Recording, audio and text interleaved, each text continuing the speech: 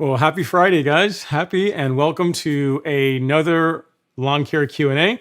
My name is Ron Henry, and I'm here to help you with your lawn care questions as best I can. If you're new to the live stream, the way this works is pretty simple. You drop your questions down in the chat, and we take them in the order they come in. So if you have a question, or if you need like a follow-up to that, feel free to drop that in the chat, since that's the best way of getting your question answered. So in general, we have a great time talking about lawn care products, products, just things that you're doing in your lawn. There's been some fun stuff, some fun developments with my lawn this year, or this week, actually today. I'll tell you guys about that later. You won't get to actually see it till tomorrow morning when I do like a YouTube story on it, but I'll tell you guys around some of the stuff that that's been going on in the lawn. All right, so let's see who we have here in the show tonight. Of course, LG and JG, the usual suspects. You got to have those guys, right? They're always around, always making their presence known, which is always great. Always glad to have you guys here. Tony Valdez in the house. What's going on, Tony? I appreciate it, sir. And just like B Gaines, literally right before the show started tonight, I went out and I was out mowing. I got the mow done. I was filming some content this evening, and then right before the show, I figured I got to get my mow in for today. And kind of like B Gaines, I didn't double cut, but he says, Ron, thanks for sharing your lawn care knowledge. Just finished up that double cut on my 12,000 square foot Bermuda lawn. I'm tired. I'm sure you are. That's a ton of work, man. That is a lot of work to double cut 12,000 square feet. No joke, but I bet it looks awesome. I bet it looks absolutely awesome. Let's see who else we got here. We got Up New York Lawn in the house. What's going on, sir? Thanks for coming to hang out in the live stream as always. And then S, it's interesting. So just not like Sandy, not Sam, not Samuel, just S. But at any rate, it says my lawn looks like a carpet. Oh my God, thank you so much. I really appreciate it. I spent entirely too much time messing with it, so I'm happy that it actually looks good some of the times. Not always, but some of the times.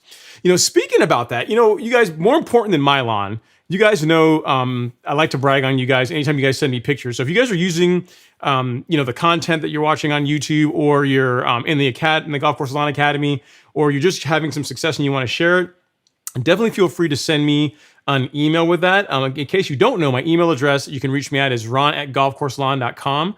But earlier this week, I got an email from Wind Chariot. He might be in here as yet in the live stream. I'm not sure if he's here as yet, but he will just have to catch it later. But so he sent me an email, and he's saying, showing me a picture of his lawn. He's been, doing the Humic Max and doing the Turfplex, and the lawn's looking amazing. Looks really, really good. But then not only is the lawn looking great, kind of like Daryl, he's on that that improvement train. So he got a beautification award from his neighborhood. Pretty awesome, right? You got to love when that happens. So thanks for sharing that with us, Wind Chariot. Again, if you guys have any successes like that, or just if your lawn just looks better and you just want to just let me know about it, feel free to let me hit me up by email, and I will talk about it on the live stream. So thank you so much for sharing that.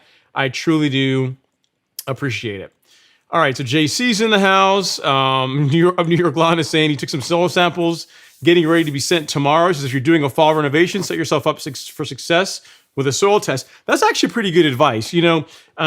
For us warm season guys, unfortunately, we're probably at the top of the hill. Things are going to start cooling off here over the next, month or so. I mean, we still got quite a bit ways to go, but I mean, as far as like the season, we're probably about halfway through our growing season. But for you cool season guys and gals, you guys are getting ready to get started here for your second season. I'm so jealous, right? You guys get a spring growing season and a fall growing season. We only get one. So, but as he said, it's really important. Like, if you guys are thinking about doing a renovation or doing anything major to your lawn this fall, or even if you're just you're just going to continue maintaining what you got and you want to try and optimize things as much as possible, his suggestion on getting a soil test done is actually really, really good. I mean, I always say, like, soil testing for your lawn is like the answers to the test in school, right? He's like, you literally want to know what to apply to your lawn and what's going to have the best result with the least amount of input. Soil testing will tell you that. And just shameless plug, if you are looking for a soil test, the one that I like and love and recommend is the one from My Soil. It's the one that I use on my lawn, on Alex's lawn, on any of my friends that ask me, hey, I want to get a soil test done. I hear if there's actually something I should be doing. Which one do you recommend? this is the one that I go with. The main reason why is that they're super easy to use. The results are super easy to interpret. You don't necessarily need me to read them over for you and tell you, hey, you should do this. So that's why I like the My Soil test. So if you're looking for one, definitely consider that, especially for you cool season guys who are getting ready to throw a lot of stuff down on your lawn here in a couple of months. All right, so Grace is in the house. Ned's in the house. What's going on, guys? Thanks for coming to hang out. Go Hard's in the house. And then Robert Rainey is talking about rain. He says, hey, Ron, the trenches are starting to fill in, but the system hasn't been used much in the last few weeks from all the rain. So from all you guys that are new to the live stream, what Robert's talking about is, I think a couple of weeks ago, he had irrigation installed in his lawn. And part of what he went through, because he didn't do the vibratory trench system, he went with the actual trenching. So actually dug like a small ravine in his lawn, and they actually laid the pipes in there. He's talking about how it's recovering from that. So that's one thing. It's an interesting point, because I got some emails from you guys around irrigation systems. Some of you are looking at getting one done, and you're saying, should I trench, which is kind of more destructive to the lawn, or should I do the vibratory trenching, like the one that method that Alex did with the Ditch Witch? And there's two trains of thoughts on that. So as far as like doing the least amount of damage to your lawn, the vibratory trenching, where they have it's almost like a fork that they stick in the lawn, and it vibrates and it drags the pipe like through the soil, so you don't necessarily do this big trench in the lawn. So it's less damage to the lawn. If you guys want to see how that actually works, check out the Fix My Ugly Lawn series. I think it's episode 6 on Alex's lawn, where we actually show how that process works. It's actually really cool to watch. Then the downside to that is that if you're doing, and this is from another irrigation person that told me this, he says if you're only pulling one pipe, so if your system is fairly simple, and they're not having to pull like two pipes like right on top of each other, the vibratory trenching system is the way to go. It's not a bad way to go about it. But if you're laying multiple pipes, trenching is better, because that way you can put a little bit of spacing in between them, so that if you have to do a repair, it's easier to do. And also you're reducing the likelihood of there being damage, because the two pipes have a little bit of breathing room. If there's a rock between them or anything like that, you have less chance of there being an issue if you go with an actual trench versus the vibratory, which literally lays the two pipes like right on top of each other. The negative to that is kind of like what Robert's dealing with. It takes a little longer for your lawn to recover. So something to think about. Great point, Robert. Thanks for letting us know. Okay, so let's see what else we got here. We got Rob Schott in the house. What's going on, Rob? Coming to hang out. We got Tiffany Smith, Daryl Tunstall, the man, the myth, the legend. He's here in the house tonight. Daryl is like, as far as like the Golf Course Lawn Academy poster boy. That's him, man. He took it all like hook, line, and sinker, and his lawn, coupled with all his hard work, looks pretty incredible. So thanks for coming to hang out, Daryl. Your lawn looks great. Looks actually better than a lot of parts of my lawn looks right now. So good job, and thanks for coming to hang out tonight. All right, so Ez has a question for us. He says, Ron, help me figure out how to prevent nutsedge from taking over my lawn. It's a Bermuda, and nutsedge has infested it, even though I put down Preemergent. Okay, so Preemergent is a good way to help reduce the amount of nutsedge that you have to deal with in your lawn, Ez.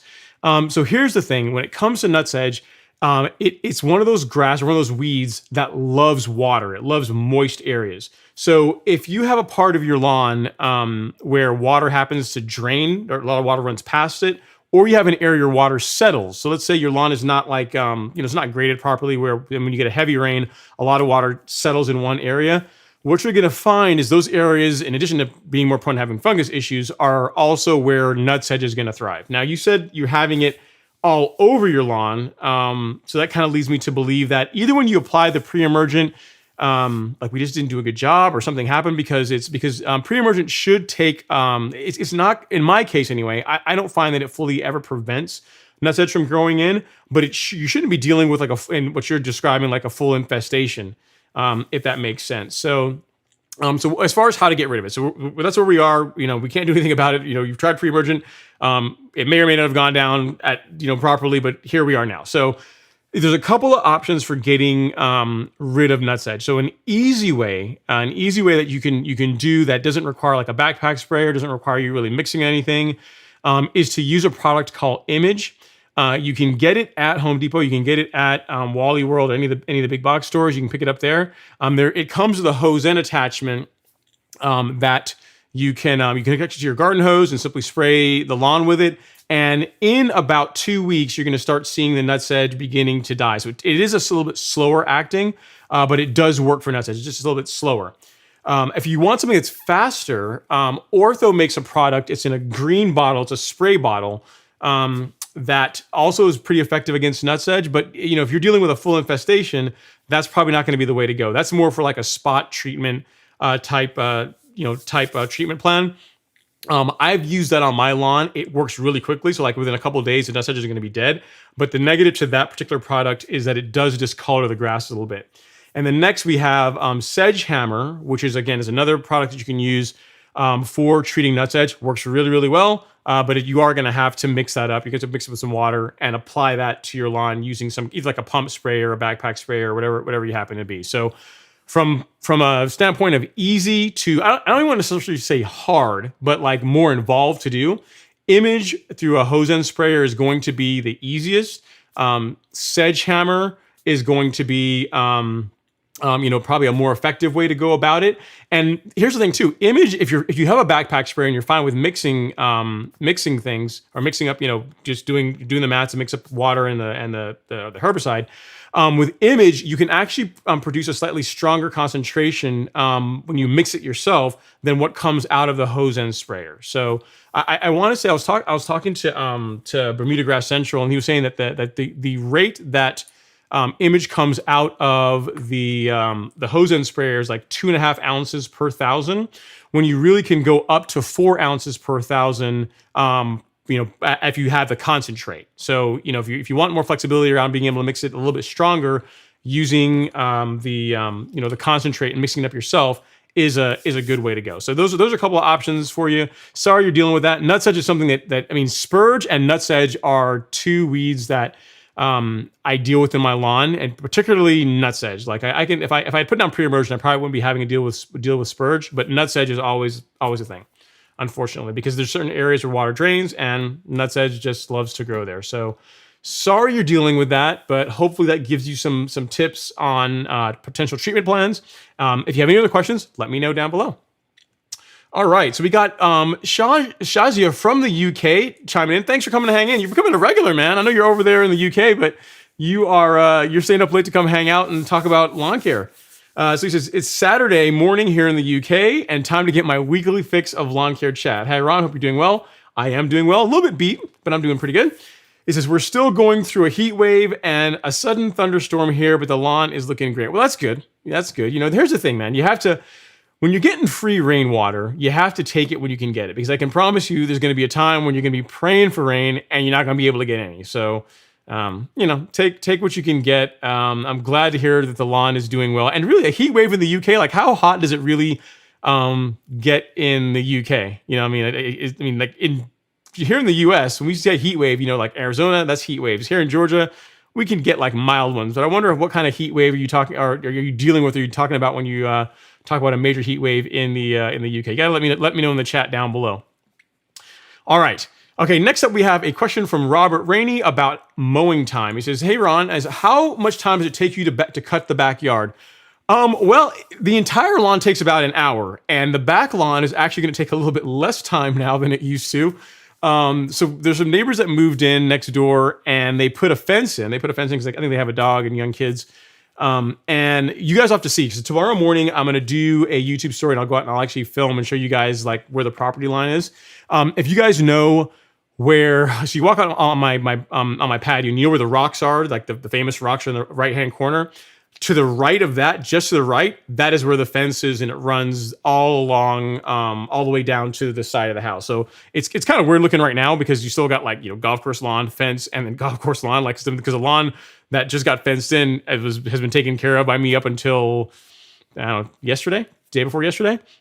But it'll be interesting to see over time, like how it changes, because it's not going to get real mowed anymore, because obviously I'm not going to go over and mow that part of the lawn. But as far as how much time it takes total, it took about an hour. I mowed this afternoon after being fenced in, and it knocked about 10 minutes off. So it's about 50 minutes, 45 to 50 minutes. Alex was super nice today. Alex, if you're watching, thank you so much, sir. He was mowing his lawn too. He came over and edged, so that took some time off. So if I have to edge and mow, Edging adds about 15 minutes because I have to edge the entire thing and then blow it all off, and that just adds more time. But if I'm just mowing, before it was just under an hour, and now it's going to be closer to like to 45 minutes, 45 to 50 minutes to cut the entire lawn. The back lawn is probably like 30 minutes, 35 minutes or so. So not too bad. I mean, there's not a lot of obstacles for me to have to mow around, so I can burn through it pretty quickly. Great question. All right, so S has a follow-up, it says the sedge is the worst of it. It grows like 2 feet tall in one day. The Bermuda will be half an inch, and the nutsedge will shoot up to 12 inches in a day or two. I swear it's the worst. Okay, so something that you can do, and here's the thing, you are right. Nutsedge does grow really, really quickly, especially when it's getting rainwater. One thing you're not telling me is how often you're mowing. So here's the thing, the more often you mow your lawn, nutsedge is still going to grow, but the more often you mow your lawn, and especially with Bermuda, if you're able to mow it a little bit shorter, so like 1.5 inches or lower, that's going to do a lot to slow down the nutsedge a little bit. You know what I mean? Like if it can grow out and you're just letting it go for like a week between mowings, you're always going to be struggling. Even with pre-emergent, you're still going to be struggling with your lawn if you do that. Pre-emergent is a great base as far as like preventing germination, but the best way to keep weeds out of your lawn, in addition to pre-emergent, is to grow a healthy stand of grass, like to mow really frequently, regularly, and when it comes to Bermuda, mow a little bit shorter, as long as you have the time to do that, and that's going to be like natural weed control. Like your lawn's going to look really good if you're able to mow Bermuda at 1.5 inches or lower. But again, that does take more of a time commitment. You're talking like at least twice a week to be able to pull that off successfully. But give what I was suggesting a shot there, S. The sedgehammer combination works really well. Image works really well. You can actually do both of them. And that's because the image needs to be watered in, and sedgehammer, it's like a foliar app. So the two of them, you can do like a 1-2 punch and really knock it out a little bit faster. But try those suggestions and let me know how you get on. All right, so 007 Lon is in the house. Game Time saying, "Where's my lemonade?" My lemonade's right here, man. I got my Josh Habib sponsored official live stream cup, and I will take a sip of my lemonade. Good lemonade, man. Tonight I'm rocking the Chick-fil-A lemonade. So I'm like half water, half Chick-fil-A lemonade, a little bit of ice. It's the good stuff, man. It is that is one lemonade that is worth every penny, as far as I'm concerned. All right, and then Fam G is chiming in saying the key to a thicker lawn to prevent weeds from growing is to cut it high and not scalp it. And everything you cut, I have crabgrass that I'm trying to get rid of. I'm also in Georgia and have Bermuda grass. Okay, so depending on the grass you're dealing with, you have Bermuda. So actually, Fam G, what you're going to find with Bermuda is the taller you grow it, or it tends to get, the term they use is leggy, but I just like to say it thins out. So if you want Bermuda to get thick and dense, there's two things. You want to mow it a little bit shorter, and you want to mow it more frequently. And really out of those two, the frequency really is the thing that probably matters most. If you're mowing it at 3 inches, 4 inches, it's just not going to look great regardless of what you do. I mean, it'll be all right, but it's not going to look great. But if you can get your lawn at, I like to say 1.5 inches, but really, 2 inches or lower, and you can get out there and mow it a couple times a week, that's going to cause the lawn to thicken up. So mowing Bermuda taller is not what you want to do. You want to actually mow Bermuda shorter. Now, if you have like a tall fescue lawn, ryegrass ones can be mowed short too, but like a tall fescue or like a St. Augustine lawn, those types of grasses like to be mowed taller. So it depends on the mowing height is dictated, or the optimal mowing height is dictated by your grass type. How low you're able to actually get to that optimal height is really based on how much time you have. So if you're scalping every time you mow, then that's a sign of either one, you're mowing too low, so like you're literally getting into the dirt, which is possible, or you're not mowing frequently enough. Like to really get a decent looking lawn is going to require mowing twice a week. Regardless of your height of cut, it's going to take at least twice a week to have it looking good. Now, as far as crabgrass, if you have young crabgrass, you can use, if you're trying to go like hardcore, you can use a product called a herbicide called quinclorac. That will work really, really well against crabgrass, assuming it's young. And the thing with all these, right, when it comes to crabgrass, the earlier you catch it, the easier it is to kill. So if you get crabgrass where it's already like, it's grown out, it's hulked up, and you can tell it's been living the good life and it's really big, Those are harder to kill with herbicide than the younger ones. Now, if you want something that's a little bit easier to use to get rid of crabgrass, that's not that doesn't involve mixing up about like a backpack sprayer or a pump sprayer, you have to mix anything. A great product that does help with crabgrass is called Spectracide. I'm going to show you that here. I'll pull that up. So this guy is it's like a concoction of different herbicides. So you've got some quinclorac, the herbicide I was telling you about. If you look right here, it's got some quinclorac, some 2,4-D, some dicamba, some sulfentrazone. So even though it's called Spectracide, it's really a blend of several herbicides, and that blend works really, really well on warm season grass like Bermuda.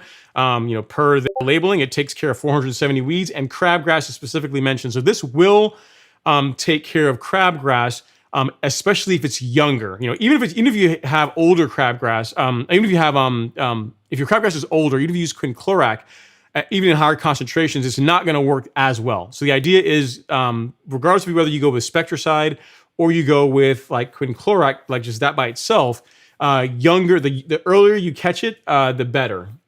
Now, if you try Spectracide, that you're able to knock it back and get the crabgrass under control. Here's some tips for next spring. So it's going to be too late now to do anything about it. But for next spring, let's make sure we get a pre-emergent down. So if you haven't done one in the spring, get a pre-emergent down in the spring, and really also in the fall, get a pre-emergent down. So if you're really trying to minimize weeds in your lawn, you want to do pre-emergent twice a year. You want to do once in the spring. That's going to prevent things like, or help prevent things like spurge, crabgrass, your warm season weeds. And then when you do an application in the fall, so like late September, early October, that's going to prevent cool season weeds that germinate in the late fall and become a headache for us in the springtime. So when your lawn's dormant, like your Bermuda lawn's dormant, and you see those green like tufts of grass all throughout the lawn, which is probably POA, doing a fall pre-emergent will help with that. So give Spectracide a shot. You can find it at any of your local big box stores. And that will probably do the trick for you as far as getting rid of it. But then also consider in the springtime, let's get a pre-emergent down. That's going to do a lot to help you out as far as preventing crabgrass from being a headache again. All right, so let's see what else we have here. SuperTa's in the house. What's going on? SuperTA, you said it's Friday, getting some work done in the yard. Always glad to hear that. Always good. I always like to hear that people are listening to the live stream while they're also doing lawn work. It's like a 1-2, right? You're being efficient and learning a little stuff. And if not learning something, you're at least having some fun and getting entertained, hopefully, right? So there's always that. And you said Ron's lawn is so flat. The back is, the front lawn is not flat. It's actually very, very sloped. So not a ton you can do with that. Okay, so we have a tough one here as far as weeds. So S says, what do you do about a summer Bermuda lawn infested with Dallas grass? So as far as what you can use for Dallas grass, that is rated for residential lawns, there's not a ton that's not super expensive. The best way to get rid of Dallas grass is to physically remove it, like just to literally dig it out. So if it's infested with it, that's going to be a lot of work, but that's the way to really get rid of it. I mean, there is a herbicide or a pre-emergent called Spectacle Flow. It's a very, very pricey pre-emergent, and that does work well to help suppress Dallas grass. Again, keyword is suppress. It's not going to kill it. But it'll help it from not being an infestation like what you're describing there. But the best way really is just to dig it out. Like I've got a couple of friends that work in they spray lawns for a living. They do like chemical applications. And one of them told me, said, I won't even take a lawn on where the person has Dallas grass. I won't even take it on because they're not going to pay me to dig all the stuff out. And no matter what I spray on it, it's going to be a problem. I mean, what you can do, if you want to try this, you can get some glyphosate. Here's the thing: if you can do this, you need to wear gloves. Make sure you wear gloves, full PPE, long sleeve shirt, make sure you're fully covered and before you try this. But if you can get like a little bit of like glyphosate or AKA Roundup, put some of that like in a small container and a paintbrush and just brush that onto the leaves of the Dallas grass. Some people also take a sponge and actually wipe that onto the leaves of Dallas grass. That will knock it back. Again, it's going to help suppress it. It's probably going to come back next year, but that's something you can do that as far as a spot treatment for it. That is with a product that's actually rated for residential lawns. Again, your best bet is honestly just going to be just to dig it up and get rid of it. So sorry to hear that you are dealing with that. So guys, on the subject of weeds, you guys may have seen the thumbnail for tonight's live stream is summer weeds, because it seems like I've been getting a lot of emails about that, and the first few questions we've gotten is all about weeds. So it's a small thing, but if for any of you guys that are interested in getting one of those fancy dancy, not that fancy, but one of those weeding tools that I use, I keep one like as my sidearm on my mower. I'm gonna be giving one of those away tonight. So if you're interested in one of these guys, I got one here. Just got it. It's in the box here from Amazon. If you don't feel like buying one yourself, and you want one of these, which will also come with a sticker, feel free to stick around to the end of the live stream tonight. I will, what we do it. You're gonna have to put a comment at the end of the show. I'll tell you what you need to put in the comment to be eligible to win. So we'll be giving this away tonight, and maybe something else. I'm not sure if Josh Abib is going to be in the house tonight. We'll see if Josh shows up. He sent me some swag that's kind of cool.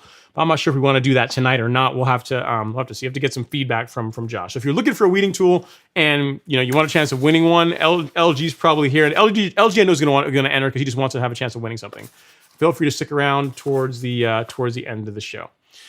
Okay, so the next point we have here from Alex B. He's in the house. He says, "Hey Ron, weeds in the lawn have been minimal this season.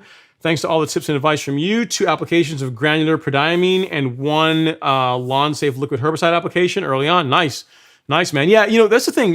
If you can get a pre-emergent down early in the spring, that's going to do a lot to really help keep weeds away. Remember, when it comes to pre-emergent, a little earlier is better than a little late. So, if you guys saw the video that we did of applying prodiamine to Alex's lawn, we put down pre-emergent. And again, I did it partially because I wanted to have the video out so people would have something to look at. But we put pre-emergent on his lawn like the last couple of days of January. Like literally it was still like relatively pretty early as far as applying pre-emergent.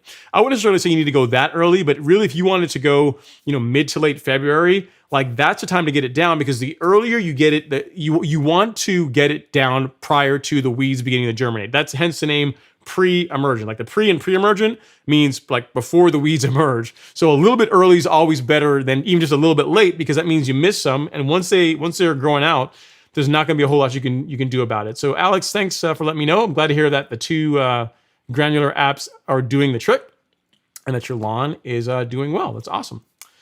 All right, so Kevin D. Jones is in the house. He has a question about Bermuda, and he says he has a question about overseeding and like lawns taking over, grasses taking over other grass types. He says, "Hey everyone, so ran back in from edging my mutt mix Bermuda lawn. Don't call it a mutt lawn. I mean, you can call it a blend. Calling it a mutt is kind of not nice, but." Okay, so his question is, Ron, do you think that Arden 15 can eventually take over common Bermuda without a total kill? Kind of unlikely. I mean, will it spread? Yes. But, the Bermuda that's already there, has been there, right? So it's unlikely that the Arden is going to completely crowd it out, completely kill it off, and the common Bermuda is going to say, "Oh, Arden, you are so much stronger than me. You will now, be the master grass of this lawn." Just kind of unlikely to happen. So if you want to have like one type of grass in your lawn, and you've got, like, to your point, like a blended lawn or a mutt lawn, like the easiest way, the most efficient way to do that is to kill the existing grass and then put down the grass that you want. Even if you kill it off, you still may have some of the common Bermuda that's like that is resident or local to that lawn still come through. But as far as giving yourself the best chance of, say you want to replace your existing grass, your Bermuda blend with Arden 15, like nuking the existing lawn and seeding Arden 15, or sodding it if you decide, or sodding, not sod, you can't sod Arden 15, but like putting in another type of Bermuda sod if you want to do that. Like that is like, as far as the most efficient way to go from like lawn is a mutt lawn to lawn is now for the most part one cultivar of Bermuda. That is the best way to go. So you can if you oversee, what you're going to find is that the 2 are just they're going to blend. But as far as like one like totally killing off the other one or getting rid of the other one, kind of unlikely.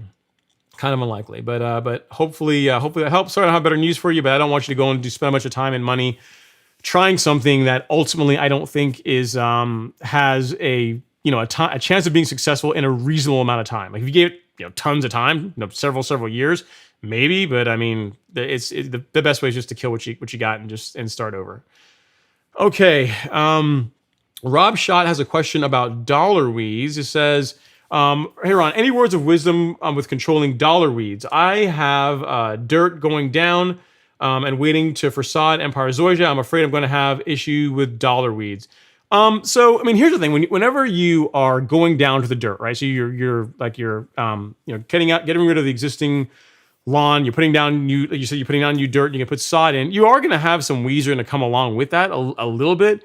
Once the Empire Zoysia is in, it's established. If you want to go with something like Spectracide, I think it's rated for dollar weeds. I think, yeah, it is. So this is what you can roll with, Rob. So once the Zoysia is established, keyword. Here's the thing. I'm going to show you what I would do, but do not go get the sod put in and then go buy this. And the day after you get the sod in, you're spraying this stuff because you're trying to prevent the weeds. So here's the thing. When it comes to, before I even show you the Spectracide, when it comes to making a big change in your lawn, right? So in your case, it sounds like you're doing a big renovation. You're replacing your existing grass with like Empire Zoysia. You're doing like sod, right? Like that's a big deal. And you have to kind of be willing to give up weeds for a little period of time to give the new grass the best opportunity to root in properly and to do well. Like you can't really have it all at the same time. So you could put the Zoysia down and then spray herbicide on it, and that's going to get rid of the dollar weed or prevent the dollar weed. But you might also do some damage to the grass that you just spend a bunch of money trying to get installed. So my recommendation would be, go ahead and get your Zoysia put in, let it root in nicely. Make sure it's established and it seems pretty healthy. You're mowing it, it's looking decent. And then after that, if you are having issues with dollar weed, you can give this product a shot. It's Spectracide. And if you look here, I just did a search for dollar weed, yep, you can see right here. It is one of the ones that's one of the 470 weeds that this product controls. So this is what I would do run your lawn. The only thing with the Spectracide you need to be careful with is that there are temperature restrictions on it. And I should have told the other person I was mentioning this too. Spectracide is designed to work, or is optimized to work between 45 to 90 degrees. If you spray it on a lawn where the temps are higher than that, you take the chance of damaging the lawn. You're unlikely to kill it, but you are going to cause some yellowing, and you increase the likelihood of damaging your desirable grass, right? So make sure you're spraying it, when the temps are in the 80s, just to be safe, and you should be good to go. So hopefully that helps. Again, I would not throw that down right when you get the new sod in, but once the sod is in good shape, that will do the trick for getting rid of the dollar weeds. All right, so so the mystery is solved, guys. S is short for Shirley. She says, I've been meaning to change my username. So there we go. So now we know, guys. So when S is in the live stream, we know that is Shirley. Well, Shirley, thank you for being a new viewer. I think you're new, or if you're not new, it's the first time I've seen you comment before, and I appreciate it.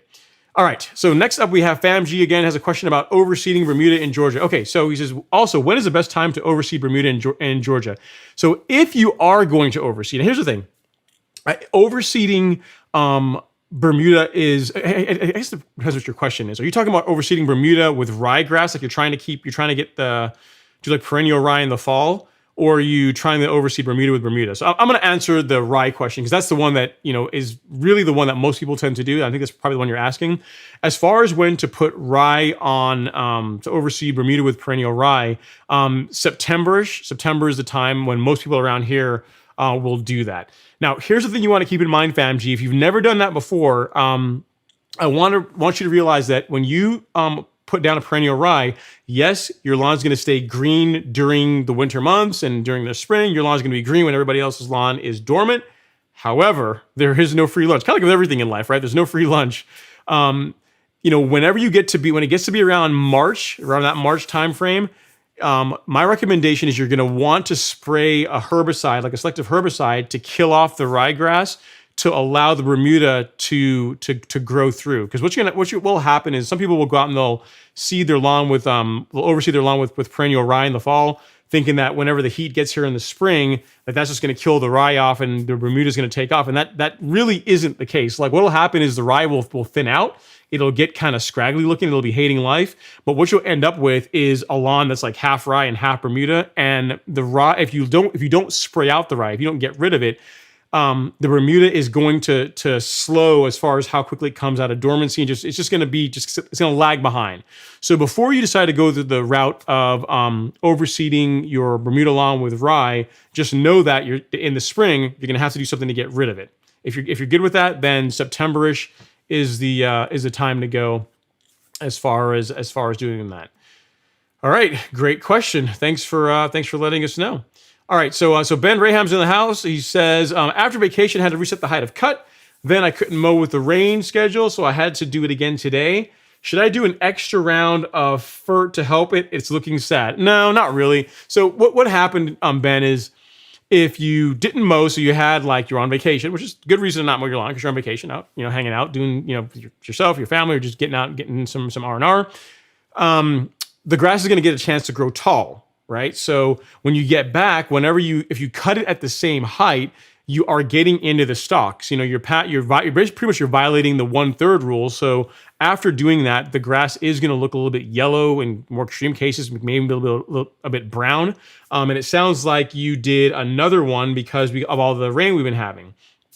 So what I would say is, don't add more fert to your lawn. Don't add any more fertilizer than what you would normally do. Just keep mowing. Just mow through it. My lawn was the same way. So we got like 2 days of super heavy rain here in Georgia, which caused the lawn to hulk out. It grew up really nicely.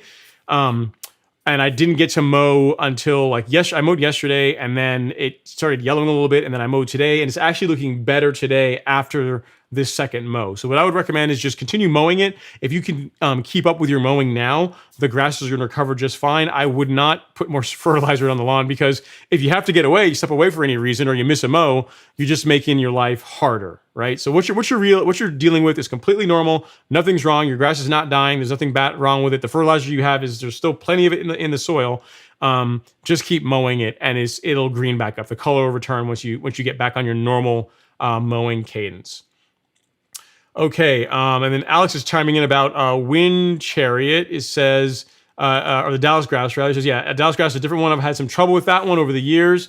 Very few selective herbicides work well. Manually digging out, is the best bet. Like there is a herbicide, but it's not rated for residential use anymore. You're not supposed to use it on residential lawns. So I'm not even gonna give you the name of it because I don't want you to go out and try and buy it and spray Dallas grass with it. Like that one works against Dallas grass, but it's not rated for residential lawns, so you really shouldn't be using it on your lawn. So kind of like what Alex was saying, and also what I said, your best bet is to dig it out. Guys, kind of on a time for a slight tangent cam here. On the subject of like mowing, right?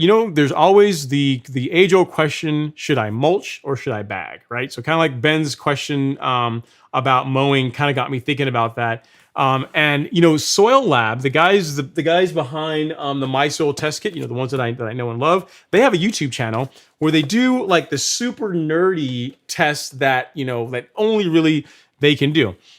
And they've been running a series now on like bagging, on mulching versus bagging. They just released another video today on that topic. I think this is like the second one.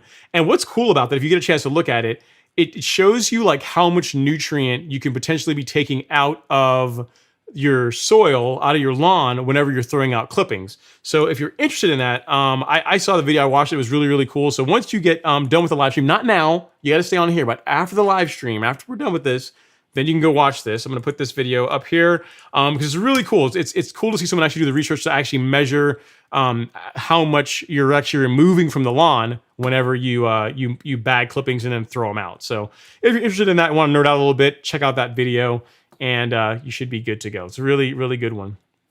And they have other topics there too around like, chelated versus unchelated supplements and that type of thing. So just check out their channel, give them some love. They put a lot of work into it. All right, so Connor Souls is in the house. He says, hey, Ron, what's going on? Not too much, sir. Just hanging out there, just living the life, man, living the dream. He says, just finished up mowing and spoon feeding. Excited for today's live stream. Look at you, man. Get some mowing done, get your spoon feeding on.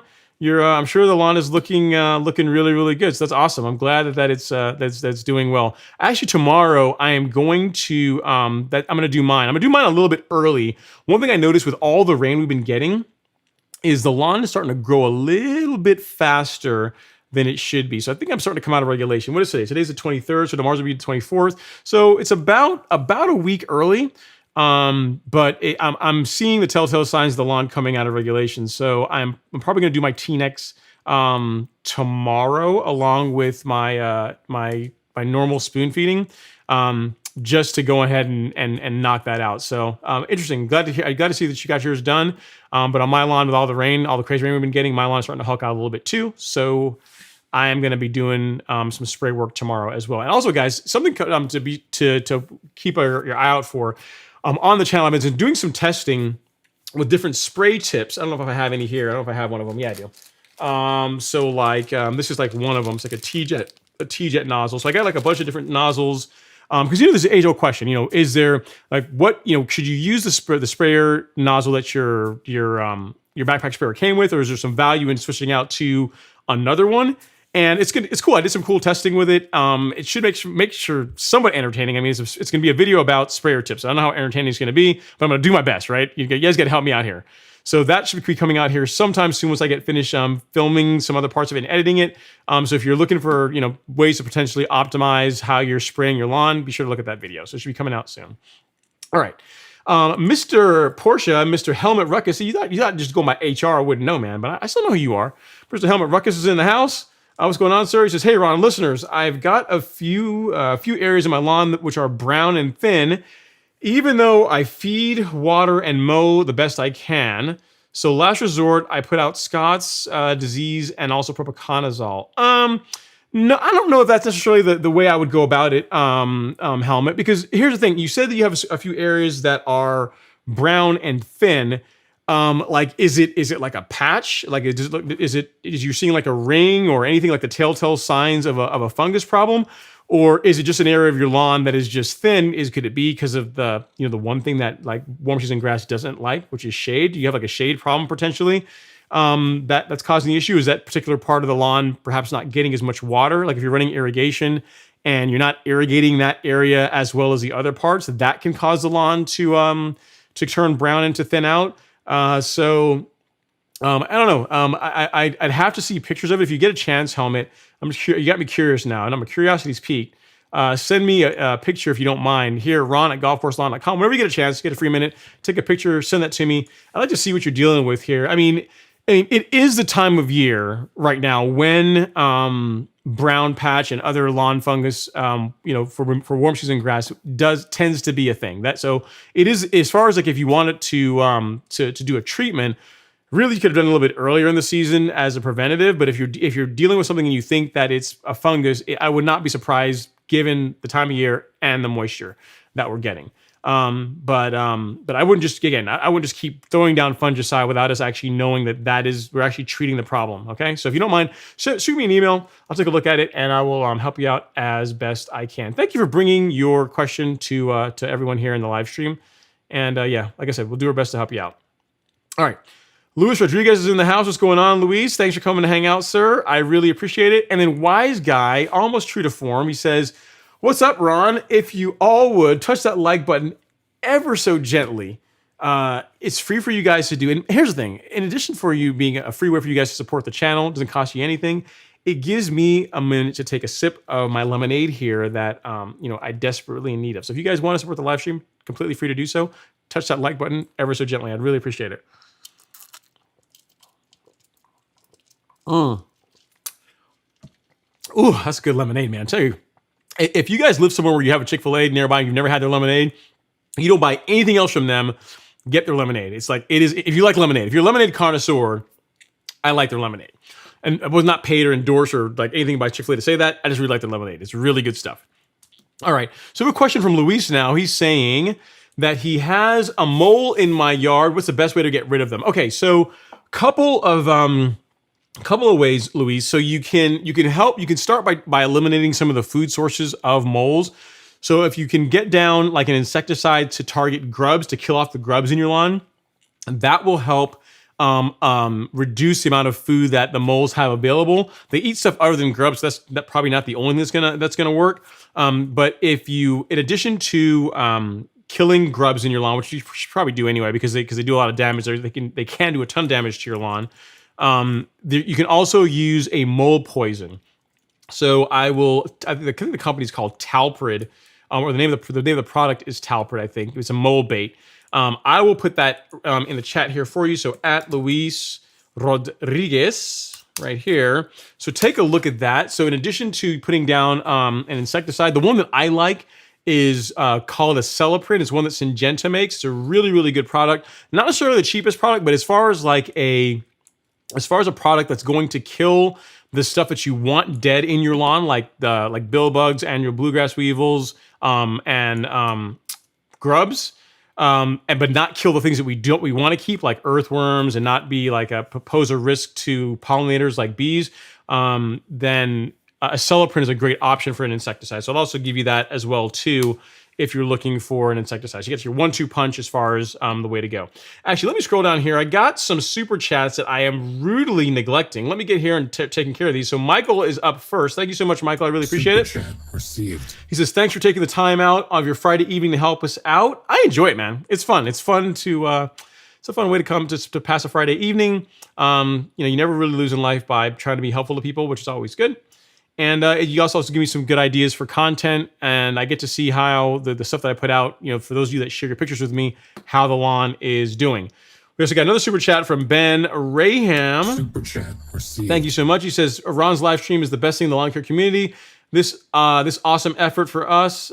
Hit that like button. I really appreciate it, Ben. I mean, I think I am among some other really good things happening in the lawn community. I wouldn't sort of say necessarily the best, but I like to think that as far as live stream goes, we have a good time. We have a good time. It's all about, like I said, it's all about you guys, and your questions, and just seeing what's going on, and just hanging out and having a good time, drinking lemonade. I'm begging you guys for to touch that like button ever so gently, and occasionally a giveaway, so you guys get some swag for your lawn. All right, so next question we got is from Jeremy Jacobs. He says, should I core aerate when I currently have dollar spot? So yeah, that's a good point. That's a good question, Jeremy. What I might do, so if you have dollar spot throughout your entire lawn, then yeah, it's not gonna really hurt anything because it's already all over the place. But if you only have it in a few areas, you're gonna want to try and avoid spreading that around. So if you really want to core aerate, what you can do is the areas that don't have dollar spot, like that, as far as you can tell, like this area is not infested with it, no issues or anything like that. Like do all those areas first, and then finish up just the area with dollar spot when you're at the tail end. Like do that area last, and then once you're done, be sure to rinse the aerator off. So especially if you're renting an aerator, don't go just take it back to Home Depot with or wherever you get it from, with dirt and dollar spot and fungus all over it. That's not cool. In case someone else gets one and then they take it to their lawn and you're spreading it around. So you can not do it all together if you want, but if you really want to aerate your lawn, I would do the areas that, as far as you can tell, aren't infested or aren't infected with dollar spot, and do the dollar spot area last.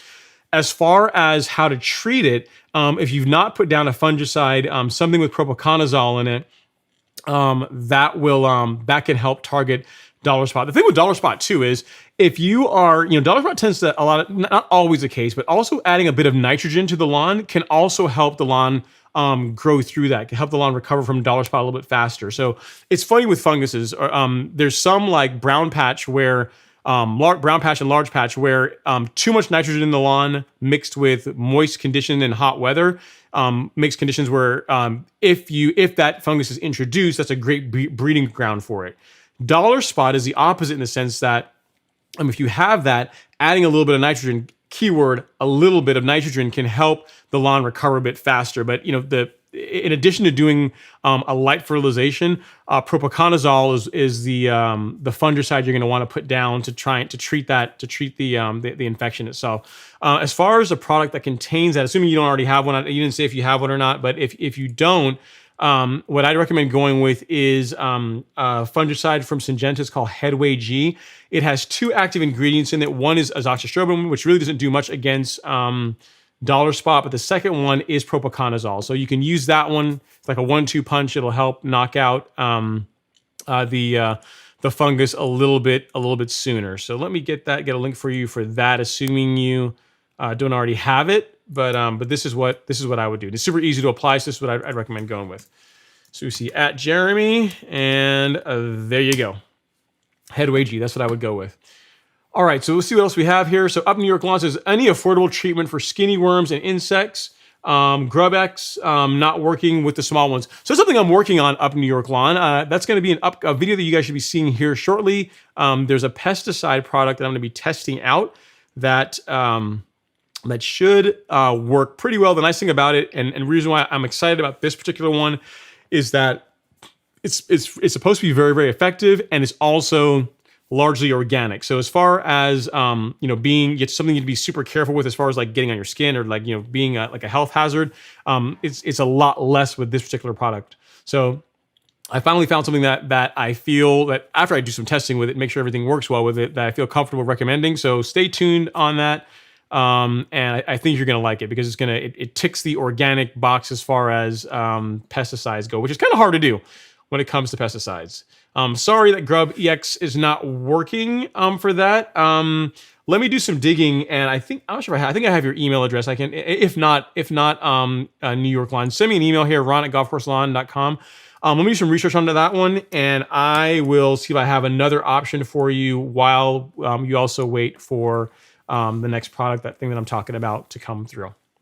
Sorry you're dealing with that. That's not cool. Never fun. All right, Skinny Geek 1010, Mr. Binary. So what is that? That is 10, right? 10 in binary. I think Skinny Geek 10, I think. So yeah, 1, 2, 4, 8, 10. Yeah, Skinny Geek 10. He says, hey, Ron, can't say today, but wanted to say hi before I spray my carbon kit. It's the first time spraying. Can't wait. Keep up the great work. Awesome, man. I'm glad to hear that you are getting that carbon kit down. If you've not seen the video that I so carefully prepared on how to go about spraying it, how to mix it, all that kind of stuff, be sure to check that out. There's a video on the channel that tells you in detail how to go about spraying the carbon kit to get good results, mostly so you don't waste it, so you don't over apply it. You're not going to hurt anything, but it's not necessarily a super cheap product, so you want to just use the right amount so you're not, you get as many applications out of it as you possibly can. Thanks so much, Up New York Lawn. I really do appreciate it. Thank you so much for that, about asking people to smash that like button. Thanks for the support. So the next question we have here is from Clayton Nichols. He's in Abilene, Texas. It looks like you are rolling in a Mustang, sir. Oh, nice ride. He says, just finished a full renovation and seeding with Monaco Bluegrass Bermuda seed. Nice. Keeping it very wet and seeing a bunch of Nutsedge pop up. Anything I can do? Not really. No. I mean, you can treat the Nutsedge, but here's how I see this, Clayton. You're spending a lot of money on the grass seed, and then probably even more so than money, you're spending a lot of money in irrigation to get the grass to germinate. What I would do is just deal with it, man. Just get out there. If the Nutsedge is growing in only small little clumpy areas, like small areas. If you want to go out and get that ortho, that green bottle spray, and just kind of spot spray that, you want to do that, that's okay. But I wouldn't blanket the entire lawn with a herbicide at this point, because again, to your point, you did a full renovation. Sounds like you're putting a lot of work into it. The last thing we want to do is put down a herbicide and take a chance of damaging the grass you're putting all this time and money into. So I would spot spray if at all possible. If it's just everywhere, which I kind of doubt, but if it is just everywhere, just let the Bermuda grow in, let it get a little more established, and then you can blanket the lawn with like Image or something like that to knock it out. But I would not do that just yet. I don't want you to do anything that's going to take the chance of damaging your lawn. So hope that helps. And congrats on the Monaco seeding. That's pretty cool. Very, very cool. All right, so Dalton Larry is popping in. He says, hey, Ron, I emailed you a few times this week about some spots. I figured you're busy, but I figured it out. Leaf spot reapplied headway G should be good to go now. Yeah, Dalvin. So this week has been crazy busy. I am getting caught up on email. That's one of my goals for this weekend, is to go through and get caught up on all the email I've got done this week. Sorry, I have not answered as yet. I am not like purposely ignoring you. I promise that's not the case. I just had like a ton of email and just been crazy busy with also work and everything else going on this week. So sorry I did not respond, but yes, headway G is what I would have probably told you to do. Anyways, so you got it figured out. So that's awesome. And nice bike, man. I'm not sure what you got there, but it looks pretty cool. Nice picture. Sorry you're dealing with fungus, but glad you found a way around it. All right, so Skinny Geek has a follow-up question. He says, also my sprayer arrived from Amazon without a spray handle, and Flow Zones promptly sent on another one on the next day. Their customer support is next level. That's awesome. Yeah, that's really good, man. It's always good that, here's the thing. Things can happen, right? Like you can, sometimes, you make mistakes. I make mistakes. Everybody makes mistakes at some point in their life. But the big thing is how you deal with it, right? So if a company like forgets to put a wand or a spray handle in their sprayer, the fact they took care of it really quickly is that says a lot, right? So that's the big thing. All right, we got Jay Pompano in the house. He says, what's going on, Jay? My cool seasoned buddy. He says, Ron, at the ballpark wearing my stripe action and pressing the like button ever so gently. Yep. And Jay, I got your picture. I got the picture you sent me, but I didn't email you back and ask if it's okay to post your picture in the live stream. That's why I didn't put it up. Like lawns, I'll post without people really asking, as long as there's nothing identifiable in it. But I don't want to put people's picture up on the internet unless they actually, they give me permission to. So, but thank you, sir, for the stripe action shirt. I did get the email. Shirt looks awesome, and I'm glad you are repping the merch. At the ballpark. And for those of you guys that are interested in merch, I've got a couple questions from people saying, how do you get like the stripe action shirt or like the some of the stickers and like the hat? Those are available, guys. Those are on YouTube. Like I have a merch store on YouTube that you guys can take advantage of that has a lot of the merch in there. So it's youtube.com/Ron Henry/store. And actually, I'm going to show you guys it really quickly here. I don't want to take too much time with this, but I've got the question 3 times this week, so it's time to go ahead and just show real quick. So you go to, again, youtube.com/Ron Henry/store. There's the URL. Or you can just go to youtube.com/Ron Henry, and then there's going to be a store link. And in here, you've got some of the newer merch. You got the sticker, you got the hat, you got tees to the ladies, you got hoodies. So for those of you that are going to be like out there messing around in your lawn when it gets cooler out, all that's in there as well too. So I don't typically mention the merch that much. I was doing it earlier a bunch more, but I haven't been lately. But I've been getting questions about where to get the stuff. So there you go. So anyone that watches the live stream after the fact, you can get the merch there. Some things are not available on there. So like, for example, I'm not going to, actually I'll show you guys. So like some of the custom hats, some of the stuff that Josh Habib does. So like these guys, like Josh sent me these guys this week. So some new hats that will be part of a giveaway at some point. So these are nice, man. They got like leather patch and I guess Weston Riders who makes these are really, really nice hats. And some of the more custom stickers like the chrome sticker or the non-chrome sticker, like these guys are not available on the store. Those you can only get like via the live stream, like when we do giveaways or things like that. But most of the things that you see me wearing, you can get on in the store. So there you go. So if any of you guys are interested in getting the merch, trying to support the channel, that is how you can do that. So I really appreciate it. All right. So Frederick Haimker's in the house. He says, dethatch often in the summer. I have tall fescue. I guess it's a thing. I don't dethatch very often. I don't dethatch my lawn very frequently, but I mean, I guess maybe with tall fescue, that's a thing that people do. Thanks for letting us know. All right, so Mark Day is here. He has a question. This is a great question. He says, Ron, going to apply Caravan G and propiconazole in the morning. How will this affect the microbes I've been putting out? Yes, so the one negative to fungicides is that it is like one of my buddies that works in the turfgrass industry. He says, like, fungicides, they work really well for keeping fungus out of your lawn, but in a lot of cases, it's like dropping an atomic bomb on the microbial activity in your lawn. So it is pretty hard on it. So yes, it is going to knock the microbial activity down a little bit. But if you're looking for a way to restore that, what you can use is this. I mean, you can just give it time and it's going to come back, right? So by introducing like compost, introducing a product like Essential G, which has, again, largely compost, that's going to help the lawn to bounce back. So I'll show you what I'm talking about here. This guy, Essential G, like this is a great option for just adding great rich organic material to the soil. But also as far as another option that literally the entire job of this product is to replenish and to help feed microbial activity, to help promote it, is this product from Preemergent Green called BioSpectrum. Literally, it is a combination of microbes, so mycorrhiza, along with some other bacteria and food to help feed the soil. So as far as you going down and putting out, Caravan G and the propiconazole, if you want to follow that up, a couple of days later with some BioSpectrum, that can work well. I've actually asked Miramichi Green as far as like, if you're applying propiconazole in a liquid form, if you mixed it with that, because the thing about Miramichi Green products is they're designed to be mixed with several, you can mix them with insecticides, with herbicides. And I asked, well, what about fungicide? Can you mix it with fungicide as well too? And they said, yes, you can. There is going to be some kill, meaning you will, like the product is going to be a little bit less effective if you were to do that.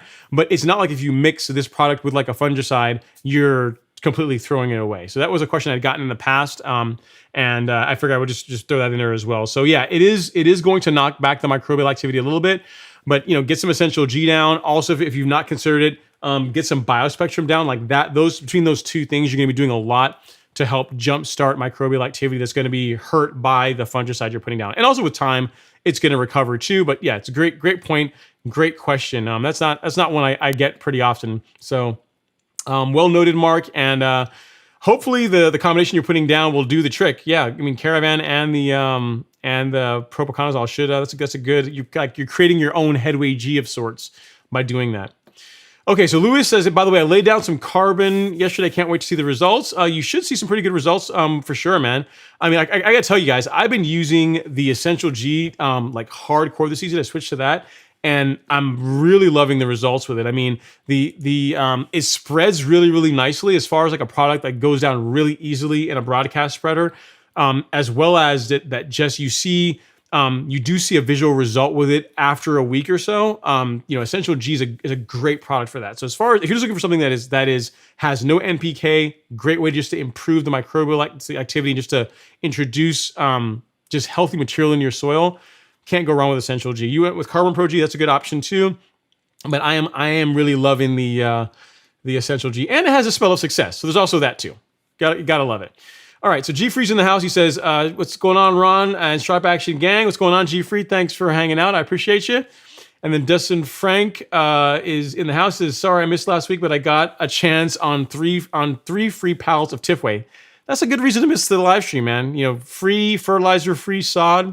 It's a good reason to miss for sure. So Shazia says, a heat wave in the UK versus the USA. You raise a good point. For us in the UK, 28 degrees Celsius is a heat wave for us. In the UK, we're used to cool, wet weather. We don't do hot, dry, humid heat well. At 28 degrees, I should know. I should be able to convert 28 to Fahrenheit. I don't know what that is, though.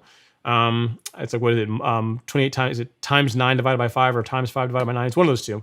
But yeah, I'm not sure what that is in Fahrenheit. Yeah, I'm sure it's hot for the UK. Thanks for letting me know. All right. Jason A is saying, hey, Ron, I'm dealing with army worms. I sprayed permethrin.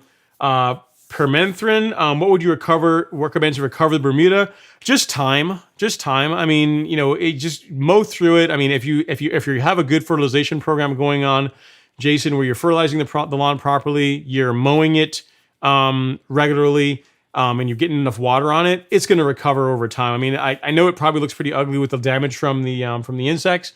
But Bermuda's pretty hard. It's hard. It's incredibly difficult to kill Bermuda, even when you want to.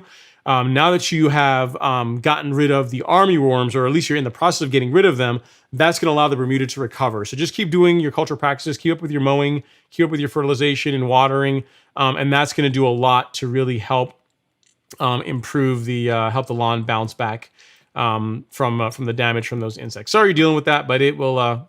One positive is you have the right grass type. It's funny. The neighbor across the street from Alex top dressed his lawn, and he has zoysia, and zoysia a beautiful grass. It looks great. But as anyone that has a zoysia lawn probably realizes that it grows really slow in comparison to Bermuda.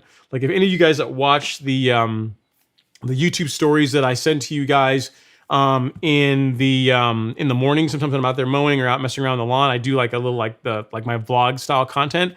And if you I have 3 grass plots. One is zoysia, one is Bermuda, and one is ryegrass. The ryegrass one is doing okay. It's not liking life right now because it's hot, but it's still growing. The Bermuda is completely filled in. It's loving life. It's hulking out. And the zoysia, literally, if this were, let's say this old test kit, right? Say this is like the planter, like the zoysia is growing like right in here. There's a patch right here, and there's a patch right here. Like I guess this area, the corners hold a lot of heat, so that's why those areas are growing more. But it still hasn't spread throughout the entire planter, and it's been a couple of months now, and it still hasn't grown in. So zoysia is a very very slow growing grass. But yeah, but in your case, Jason, you got Bermuda, so you got the right grass type to have whenever you have a fungus problem or insect problem or something like that, because it bounces back really quickly. All right, so next up we got Robert Rainey says, I missed the live stream last week due to being out of town, and I was trying to spot the golf course lawn from the air coming in out of Atlanta. It'd be pretty hard to see, man. Plus, there's a lot of really good looking lawns out here in Northeast Georgia. So, I mean, mine looks pretty good, but there's also a lot of other really good ones around here too. So, thanks for trying to spot it, but it'd be probably pretty hard to see from the altitude that airplanes fly at. All right, so Wind Chariot's in the house. What's going on, Wind Chariot? He says, good evening, all. Friday night little chat is where it's at, the place where you can enjoy a good conversation and lemonade, no mask required. I'll drink to that. And then Wind Chariot, I'm not sure if you were in the chat earlier, but I was bragging on you, man. I was showing off your lawn, your front lawn looking awesome, and your beautification award that you won. So I was showing off everybody how all your hard work is paying off. Thanks for coming to hang out in the live stream. I appreciate it. Really, really do appreciate it. Thanks so much. All right, so a question about fungicide from 2Trilla. It says, hey, Ron, loving the content. Thank you, sir. Appreciate it. It says, I have a question about Caravan G. If you don't mind me asking, where do you get yours from, and do they ship? If local? And could I put it out now as I'm having a fungus problem? I'm not sure which fungus. It says ant fungus. Okay, so you can get it from Do My Own.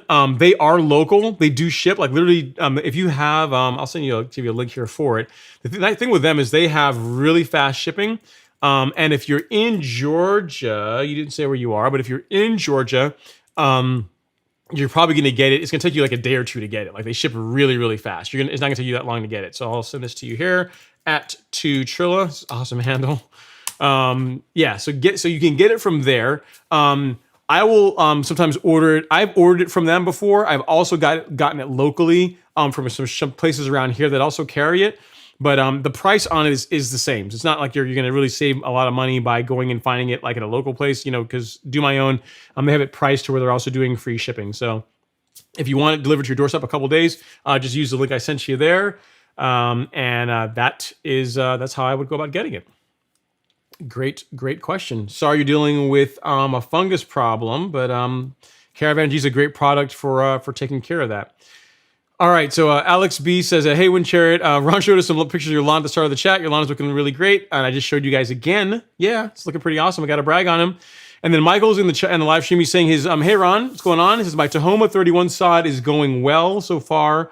However, I need some help with top dressing and leveling. How long should I wait to top dress? You can do it now if you want. I mean, literally, there are people that will put. I've seen neighborhoods where they will, like down the street from me, it's probably about 4 miles from my house, where they put in the entrance area to the neighborhood where they have like the big sign, like the brick sign looking all nice. They put sod down, and literally the following week they were out there putting sand down. They top dressed it, so you can top dress like right after putting the sod down. I would just make sure you go light, like don't go crazy, don't beach the new sod, but you can top dress, as soon as the sod's in. Once it's in, you're watering it. It seems like it's doing all right. Go ahead and top dress it. Put some sand on it.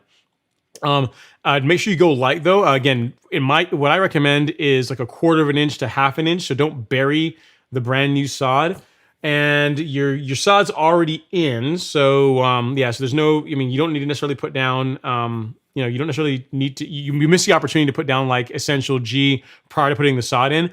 But you can also do that as part of your top dressing as well. So if you saw the video that I did in late April, early May on top dressing my lawn, the process that I like to follow is a good aeration. I wouldn't necessarily do that because you have brand new sod, but then putting down like Essential G, putting down a good fertilizer. I like Humic Max; it's an excellent product, and then go ahead and top dress. And then you're good to go as far as giving the lawn every opportunity to bounce back really quickly. So, and the reason why I like Humic Max so much, I haven't shown you guys this in a while. But this stuff, if you look at how fine the prill is on this, as far as like something that you're gonna apply, it's gonna get through the canopy, get down in the dirt really quickly. So take a look at that, guys. Look how fine that stuff is. Like compared to like some of the Scott's fertilizers or some of the fertilizers you'll find in the big box stores. This stuff has I think the SGN on this is like 150, so it's a relatively fine prill. Gets down into the soil, begins working really quickly. So great product. I'm a huge fan of it. Super, super excited and happy that Lebanon Turf made it available for us. So that's the only thing I would say if you're going to go do a top dressing job, Michael, that I would recommend. I'll also link the video for you in the chat as well that I did on top dressing, because you might find that useful. It'll show you the process that I followed that I got a pretty good result with. So hopefully this helps. But yeah, go ahead and go for it, man. Let me see. So at Michael, boom, and that is the video, the top dressing video. Congrats on the new sod, by the way. Okay, and Daryl's here in the live stream. He says, Ron, I appreciate you took your advice on the height of cut at 3 and 3 1/4, and it's looking great. Just got my order of Humic Max and Turfplex and Nutrizol plus the carbon kit. Thank you, sir. Appreciate the support. So if you guys don't know what Daryl's talking about, like the products that he uses on his lawn to make his lawn look like, if I've got a picture of it here, I think I do. Yeah, to make his lawn look like that is the fertilizer I was just showing you, Humic Max, which you can get at the golf course lawn store. And he's also using the carbon kit, which is a combination of Release Zero, NutriKelp, and that microbial product I was telling you about earlier, the BioSpectrum. And then finally for liquid for it, he's using Turfplex. So I can actually show you guys that, the ones he's talking about. And you can get all of them at the golf course lawn store. So this is the carbon kit that Miramichi Green graciously put together for us. I begged and pleaded with them to come to do this for DIY, and they agreed. So this is a kit that I worked with them to assemble. Allows you to save a little bit of money on these products because you buy them separately, they're a little bit more pricey. So this is one component of what Daryl's doing. And then he's also applying Turfplex, which is the liquid fertilizer that I love. This is an awesome fert. Doesn't take a whole lot to get a really good visual response. It's got a little bit of iron, a little bit of manganese in it. So as far as like, producing a nice deep green without pushing a lot of growth, this is the fertilizer that he's using. And then finally, guys, the foundation of the program is Humic Max. So this is the fertilizer that Lebanon Turf graciously allowed us to sell to DIY. It's a 1608, and this also contains almost 9% humic acid. So it's a really, really quality product. Really happy about it, and everyone that's been using it has had awesome results. So thanks for letting me know, Daryl. Appreciate you supporting the content and the channel, and I'm glad that your lawn is looking great. And I agree, man. 3/4 of an inch is the way to go. Like I always say, 3/4 of an inch height of cut is the best height of cut to go with to not have real mowing mess up your life. Like once you start getting down past 3/4 of an inch, you get like to the 1/2 inch range. This time of year, you're out there practically mowing every day to keep the grass green between mowings. And it's a ton of work. Whereas 3/4 of an inch is a nice happy medium. The lawn looks really nice. You don't have to mow like every day. It looks really good. Less chance for scalping. So hopefully, I'm glad to hear that you're getting a good result with that slight height of cut increase. All right, we got Daniel's lawn care in the house. What's going on, Daniel? He says, just reached 100 subs the other day. Yeah, so Daniel is someone that follows the content. I think Daniel's in Australia. I believe you're in Australia, right, Daniel? So he's a younger guy. He's got a YouTube channel he started up, just making little videos on lawn care topics. So if you're in Australia, or if you just want to see a young person that's taking some initiative and putting themselves out there, which is a big deal, to put together some content on the YouTube, feel free to give Daniel some love. Go check out his content. As you can tell, he's small, he's growing, but everyone starts somewhere. So give him some love. All right. So Michael R has a question about fungicide for St. Augustine turf. Okay. So the same stuff I'd recommend for St. Augustine is the same stuff I'd recommend for Bermuda.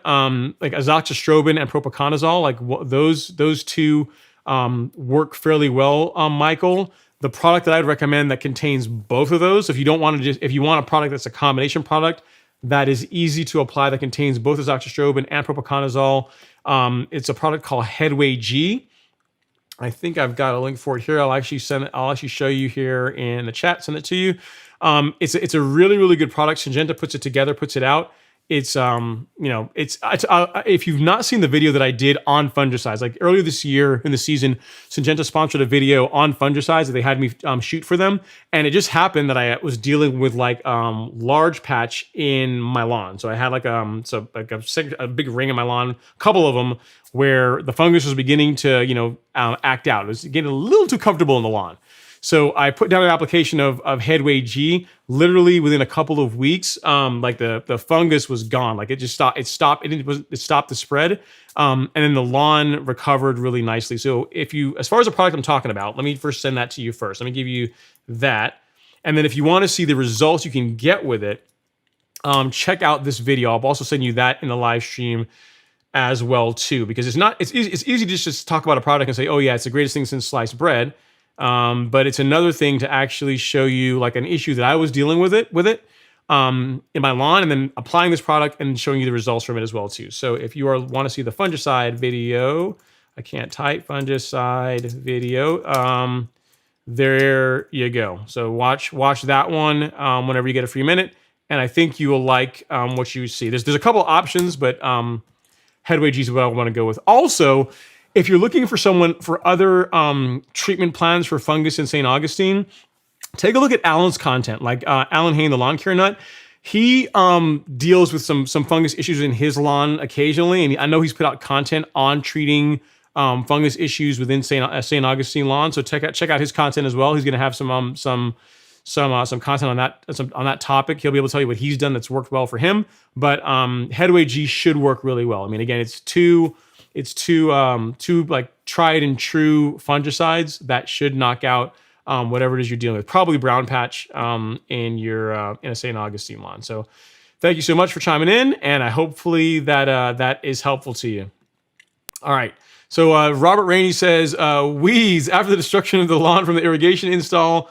It has definitely disturbed the pre-emergent. Yeah, that's the thing, man. I mean, you're breaking that barrier that the pre-emergent puts in place to prevent the weeds from germinating, but you got an irrigation system. So it's like everything in life, man, it's all give and take, right?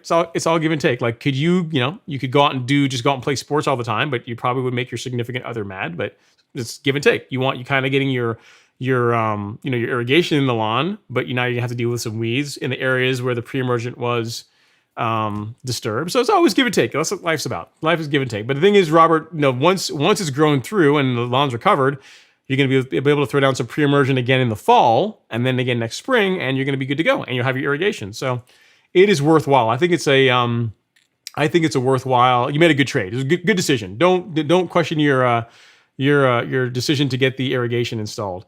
And then LG saying, at LG sure loves him some free stuff. Yes, you do. And at LG, we got to work on though, man. We have to work on, whenever things don't go our way, we have to be, gracious in victory and also gracious in defeat. So if whenever, I tell you guys what you have to put in the comments to have the chance of winning. I got to show you guys this. So people that have joined the live stream since then is the fancy dancy weeding tool. The plastic bag came out, but I'll get it out of here. So if you guys saw my video on manual weeding, you guys know I'm a huge fan of these guys. So I'm going to give one of these away, right? I always talk about, how great they are. So why not give one away to some lucky viewer?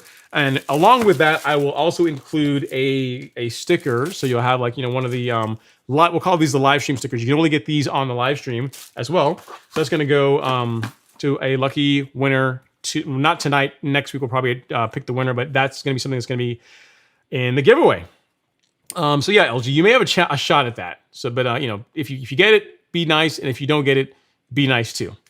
All right. So Tim Altman is talking about fungicides as well. Seems like a lot of you guys have questions around fungicides this time of year. He's saying, "Hey Ron, thanks for all the help. You're very welcome, sir. My Headway G showed up today. I have Kentucky bluegrass, and it has been in the 90s." And today 101 here in Minnesota. Can I put that down tonight with it being so hot? Yeah, it shouldn't be a problem, Tim. Here's the thing. After you put down the fungicide, you're going to want to water it in. You're going to want to water it in pretty heavily. So you can do it in the evening. I've typically done my fungicide applications early in the morning and just run a heavy irrigation cycle. Or if there's any rain in the forecast, like if you're going to get rain the next day or two, you could just put it down like right before it's going to rain and just let the rain do the job for you. But the big thing is you are going to want to water it in if you want it to begin working as quickly as possible. It's not like hydrotane where if you don't water it in right immediately, you're going to lose it or it's going to lose effectiveness or things like that. But if you want it to begin working faster, watering it in after application is a good idea. So, but yeah, I'm glad you got the Headway G. You should be good to go and throw that down. But just make sure you get some water on it, either from you or from Mother Nature. Papa Moslow is in the house. What's going on, Papa Moslow? Always nice to see you hanging out, sir. Nice to, hopefully all is going well in your world. And JG's in the house. Says, at Ron Henry, pool company is supposed to show up tomorrow. I'm wondering how much hashtag stripe action space LG is willing to part with. I guess we'll find out. So you guys are going to put a pool in. I will tell you, pools are cool. Like my neighbor, like down the hill, you guys have probably seen from earlier in the season. He's putting in a pool, and it's a pretty sweet pool that they're putting in. It's like a Disney World pool. It's like a really nice pool. But I will tell you that it's pretty destructive. So even though you may have like a small segment of the lawn that you're deciding you're going to put the pool there, like a much bigger area is going to get destroyed by this process because, all the dirt they're going to excavate has got to go somewhere. If you have irrigation in the area where the pool is, that's going to get messed up. So just, here's the thing, JG, you need to be there for LG because this is going to be a difficult time. The lawn's going to be in a state of absolute chaos. And, I don't know if you guys necessarily know what you're getting yourselves into, but pools are kind of cool. I mean, if you really want to get one, go for it, but just realize that you're going to make a mess in a bigger space than just the area where the pool is going. But yeah, keep you posted. I'm sure you guys will let me know, if not next week or whenever you guys decide. All right, so James Bruns is in the house. He says, hey everyone, hey Ron. My lawn has so many types of grass. I'm glad that you have these live stream Q&A to answer questions. Very, very welcome. He says, I've got a small renovation going. I'm trying to put zoysia in. That's cool, man. So yeah, so if you have a lot of types of grass in your lawn, so you have like a mutt lawn, and you're trying to go to like one type of grass, then yeah, doing a renovation, like killing off your existing grass and then putting in the zoysia is the way to go. And especially when it comes to things like zoysia, right? So zoysia grows so slow that I would be really I can actually tell you from having witnessed it myself that whereas with Bermuda, right, you burning off everything, killing everything off, and then installing it as a means to try and get the best possible result. That's good. That's true for any grass type, but Bermuda has a better chance of doing well, even if you don't do the best job doing that. I'll tell you that if you have like a lawn that's currently Bermuda and you're trying to replace it with zoysia, you want to make sure that whoever's doing the work, like the renovation work, or if you're doing it, make sure you do a good job killing off the Bermuda. Like it may take a couple of rounds to get it knocked back, but you want to do that because there's a neighbor that is, I can't tell you where he is, but he's like I don't know, he's like a 9-iron, maybe an 8-iron from my back lawn. He had a Bermuda lawn. He went to zoysia, and when they did the zoysia, literally all they did was like they did a really nasty scalp on the Bermuda, and they laid the zoysia down. And what do you think happened? The Bermuda punched right through. The zoysia never really grew in really well, mainly because Bermuda grows so fast and it's so aggressive, and then zoysia is not like a really fast grower, not so aggressive, that the Bermuda is going to win that one. So just make sure if you're going to do this, that your renovation, that make sure you do a good job, as best job you can, getting rid of the existing grass to give the zoysia the best chance to establish and do well. Because zoysia just grows so slow that it's going to have a hard time competing, with other grass types, especially Bermuda. Okay, so Dwayne Hopkins is in the house, and he says, "Hey Ron, love the channel and making your live stream. Thank you so much, Dwayne. I appreciate you coming to hang out and watch, and making it a Friday night tradition." Can't say thank you enough for what you do for the lawn community. I really appreciate that, sir. It's fun, man. It's a great way to learn like what kind of issues you guys are dealing with. It gives me great ideas for content. And it's a cool way to engage with you guys, right? It's just fun. It's fun. It's a cool way to also hear like what's working, what isn't working. It's a good way for you guys to interact with me and let me know, if you're doing like the golf course lawn programs, you're using like the Humic Max fertilizer, you're using Turfplex, you're using the carbon kits, you're doing like all the things that I recommend that you do to produce a quality lawn through creating great soil.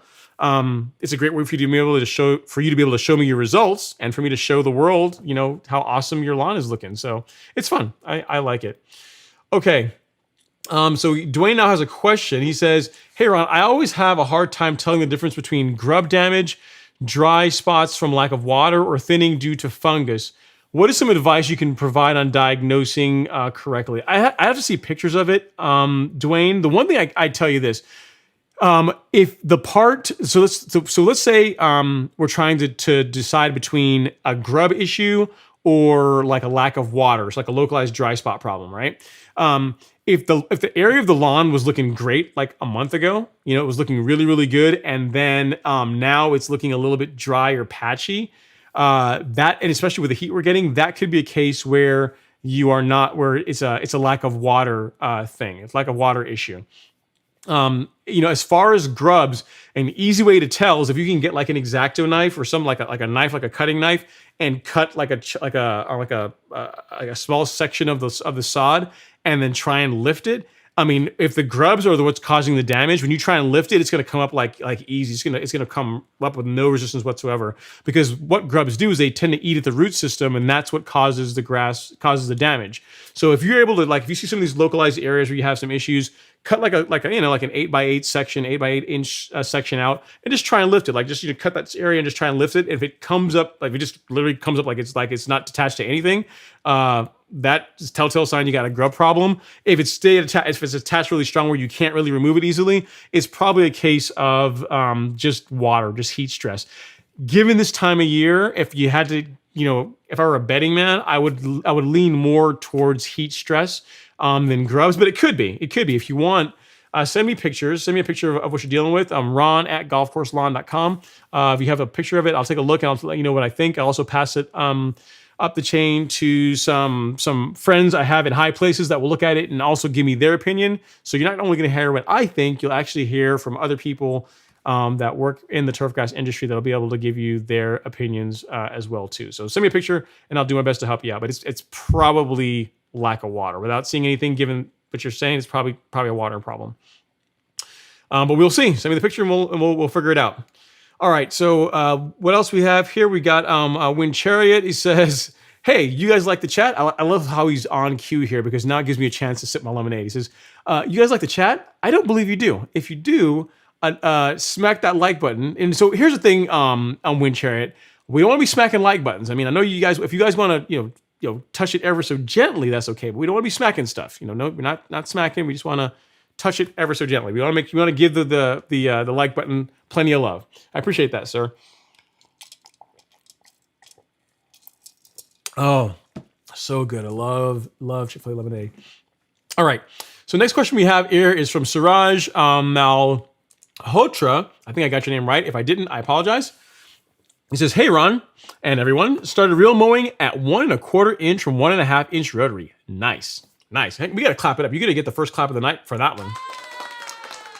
It says, any tips for getting stragglers? Tall Bermuda, tall seed heads, Nutsedge seems to get missed. Plan to get to 1 inch or 7/8 this year. Okay, so if the seed heads are like super tall, which they shouldn't be if you're mowing at like 1.5 inches, if the seed heads are really small, that's going to be a challenge to mow. The one thing I might check, Suraj, make sure let's do a paper test on your real mower. Let's make sure that it's good and sharp, because at 1 1/4 inch, even if you have seed heads, your real mower should cut those. Like, I mean, when I was dealing with seed heads a month or so ago in my lawn, I mean, they were going, my lawn was at like just under half an inch, and the seed heads were at like, I don't know what, 5/8, just a little bit above that. And the mower had no problems cutting them, but I also check my mower fairly regularly. Every 3 to 4 mows, I check my reel to bed knife tolerance and make sure it's nice and sharp.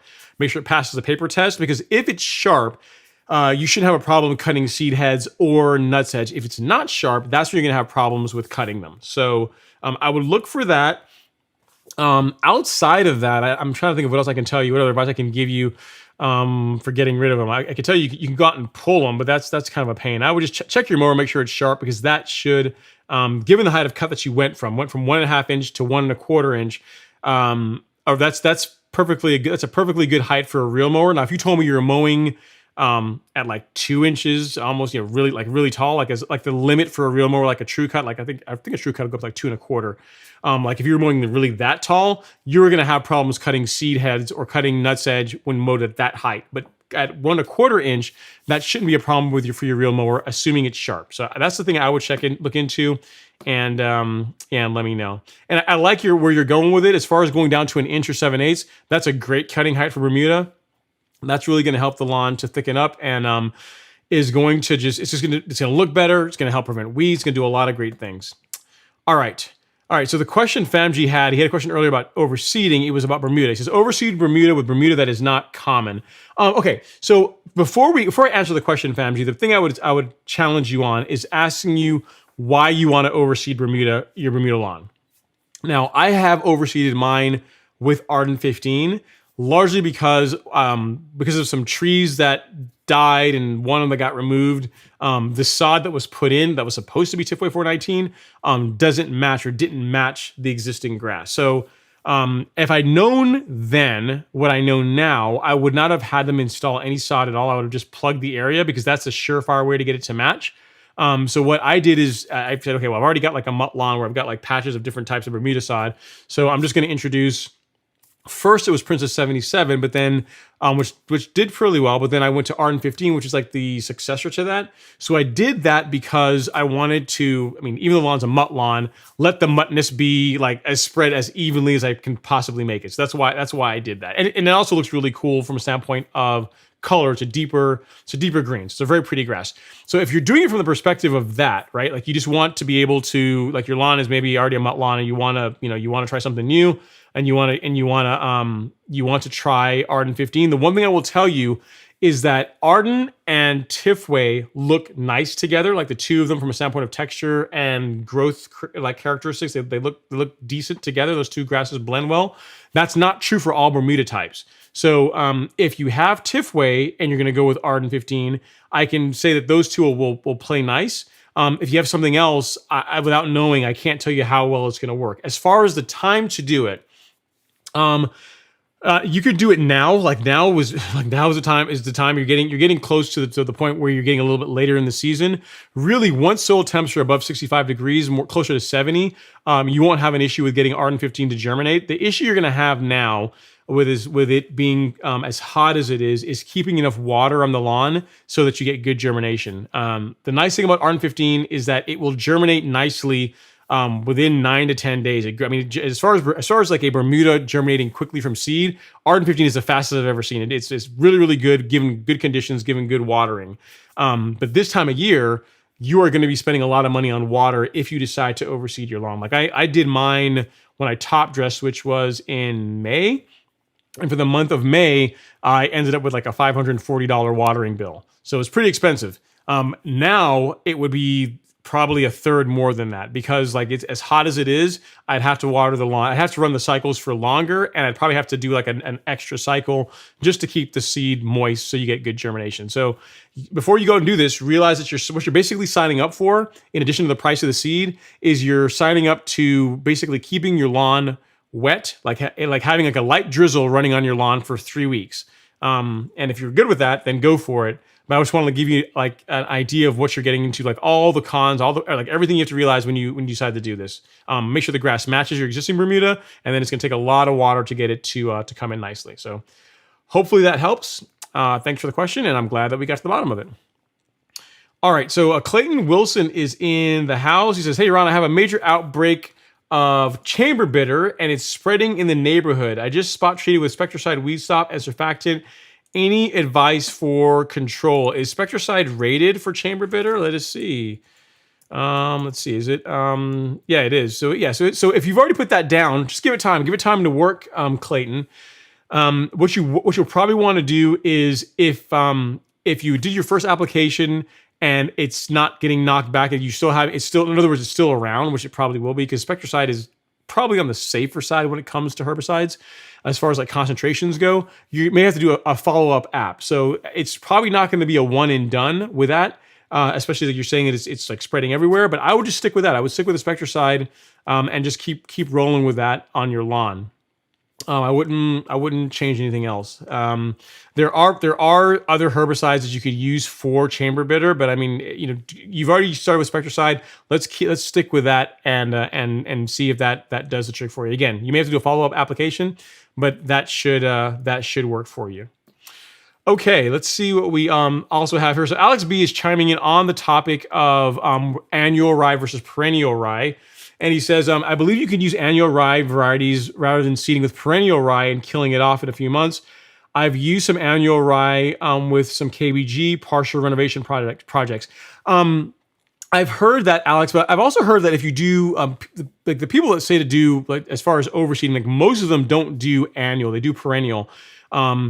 Largely, I think from a standpoint of appearance, as far as like how well it grows in, like the perennial tends to do better. Even with the annual, it's not like when March rolls around, all the annual is just going to you say, oh, it's March, I'm going to just die off, and the Bermuda is going to take over. You're still going to probably want to put down a selective herbicide to get rid of it if you don't want to stunt how long it takes the Bermuda to come out of dormancy. So the annual will probably die off a little bit better than the perennial, but it's not like it's in other words, it's not going to die at the time whenever you're wanting the Bermuda to begin growing out, which around here anyway is like March, April timeframe. Like in March, April, annual rye is probably still doing just fine. So even with it being an annual, you're still going to probably end up with a herbicide of some sort, I would imagine. Okay, so let's see what else. Thanks for chiming in though. I really appreciate that. So we got Higgy Pop in the house who's saying, hey, Ron, great show. Thanks so much. I really do appreciate that. It says, let's all help Ron and hit the like button. It's free. You can't be free, right? Nothing like supporting someone. It doesn't cost you anything, right? So yeah, if you guys want to hit the like button, I really would appreciate it. It's an easy way for you guys to support the channel. It doesn't cost you anything. All right. And then Patriots NFL 1 says, does TJet make a spray tip for spot spraying Roundup on individual weeds? Oh, that's a great question. None of the tips that I'm looking at with TJet for TJet are for spot spraying. Now, most sprayers, Patriots, NFL, most sprayers you're going to buy, like I know the Chapin does this, the Flowzone does this, probably the other brands do it as well too. But most of them will come with a spot spray, like a pin needle spray attachment. That's fine to work for that, because again, with spot spraying, if you're looking for what you're really looking for is either, if you're using like a foliar app, you're going to want a narrower application, a narrower as far as like the degrees of your sprayer. So for a good example, like my Flowzone comes with like a 25 degree tip. For spot spraying, I would just roll with that, because that's going to be tight enough that I can hit weeds with it without like blasting it all over the rest of the lawn. If you're trying to just like really just get just right into the crown of the grass, like you're not trying to spray it on the foliar, like you're trying to go for that, most backpack sprayers are going to come with a tip that's going to work well for that. I don't, to answer your question, I don't know that TJet makes one for spot spraying to that extent. They probably do, but I've just never really looked at it. Like most of the stuff, all the stuff that the research I'm doing around the TJet nozzles are for foliar applications, so like 110 degree tip for that, and then also for a slightly bigger droplet size where you're doing like Preemergent. So that's what I'm looking into. But that's a good question. I'll look into it and see. But most sprayers, again, come with a tip that should work pretty well for spot spraying. I don't know that I actually would go out and invest in another tip just for that. Good question though, and I appreciate you chiming in. I think you're new to the live show. I don't remember seeing your name before, so thanks for coming to hang out and for asking the question. All right, so the Wind Chariot has a question about getting rid of moles. He says, I use the mole scissor traps for moles. Sorry if this offends anyone, any of the PETA people. Yeah, I mean, yeah, because the stuff that I recommend is going to kill them. So I don't know if the mold traps are probably just as nasty too. But yeah, moles can make a huge mess out of your lawn. So yeah, I get that people want to get rid of them. And then JC kind of agrees with me as well, saying the best way to kill moles is to poison warm bait and put it down. That's the most used in the trail. And then bye. Yep. So good question. Good. Thanks for chiming in, JC, on that. And we have the man, the myth, the legend, Mr. Josh Abibs with a super chat. Thank you so much, Josh. Super chat received. Just happy Friday, Doctor. Big shout out to at LG for the Turfplex. JG sent you some photos of what a pool does to your yard. Family left today for a week. So I have you on the big screen. I'm on the big screen. Wow. Hopefully, actually, I'm looking good, man. Hopefully everything is okay. We are streaming in 4K, so hopefully you got me on the big screen in 4K. I'm chewing up a lot of bandwidth to be able to do that. So make sure you got me looking good, man, Josh. Don't have me looking so rough. And you said everything on the ledge is good. Let's see that flag hat. Okay, so what Josh is talking about, he sent 3 hats, 3 styles to the show, to the live stream, and that will probably go into giveaways. I'm gonna grab the flag hat because that one I don't have up here. All right, so the first one is, let me plug back in here so I can actually hear my levels and everything. The first hat is the one you guys have already seen. It's this guy, so it's like a, I don't know, probably call it like a desert tan. You know, if you want like an operator hat or something you guys want to go out, something you can be outdoors with, outdoor kind of look. This one is a good look. I like it, right? And then we have the gray and red. So again, same thing. You get the leather patch on this one. Also very, very nice. And then the one that Josh is talking about, and this is one that will probably not go into the giveaway tonight because, you know, I actually might keep this one because I love this hat. It's an awesome hat. Is this guy? Same thing. You got the brown patch, but also, guys, got to open it up. Look at that. Because America, gotta love America, right? Gotta have your patriotic hat. So as far as something to rock for the 4th of July, got some stars and stripe action.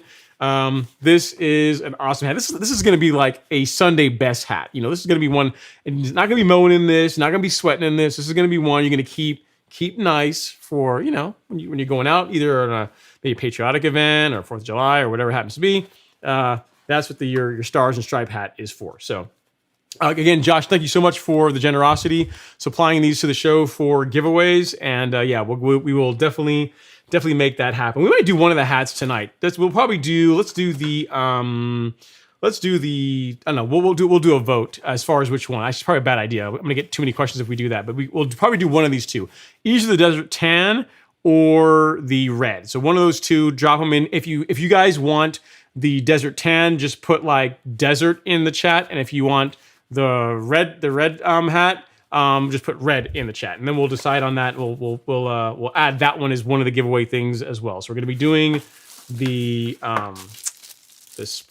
weeding tool, and then also the hat. Now, here's the thing: we got to upgrade the hat to like the grand prize, and the weeding tool is going to be like the sub prize, and you know, so it's got to happen because the hats are these. Literally, there are 2 of each of these in existence that I know of, right? I don't know if Josh has one himself, but I mean, there's not, these you cannot buy on the golf course. You can't get them on the golf course lawn store. You can't get them on the YouTube merch store. Literally, the only way you can get one of these is to win one on the live stream currently.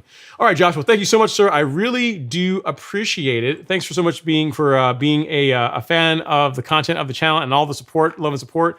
Could not do it without you. We got another super chat here from Hotshot King. Super chat received. He says, hey, Ron, I just finished overseeding with Arden 15 and top dressing. Just rained here in Atlanta, and it messed up some of the low spots on the front lawn slope.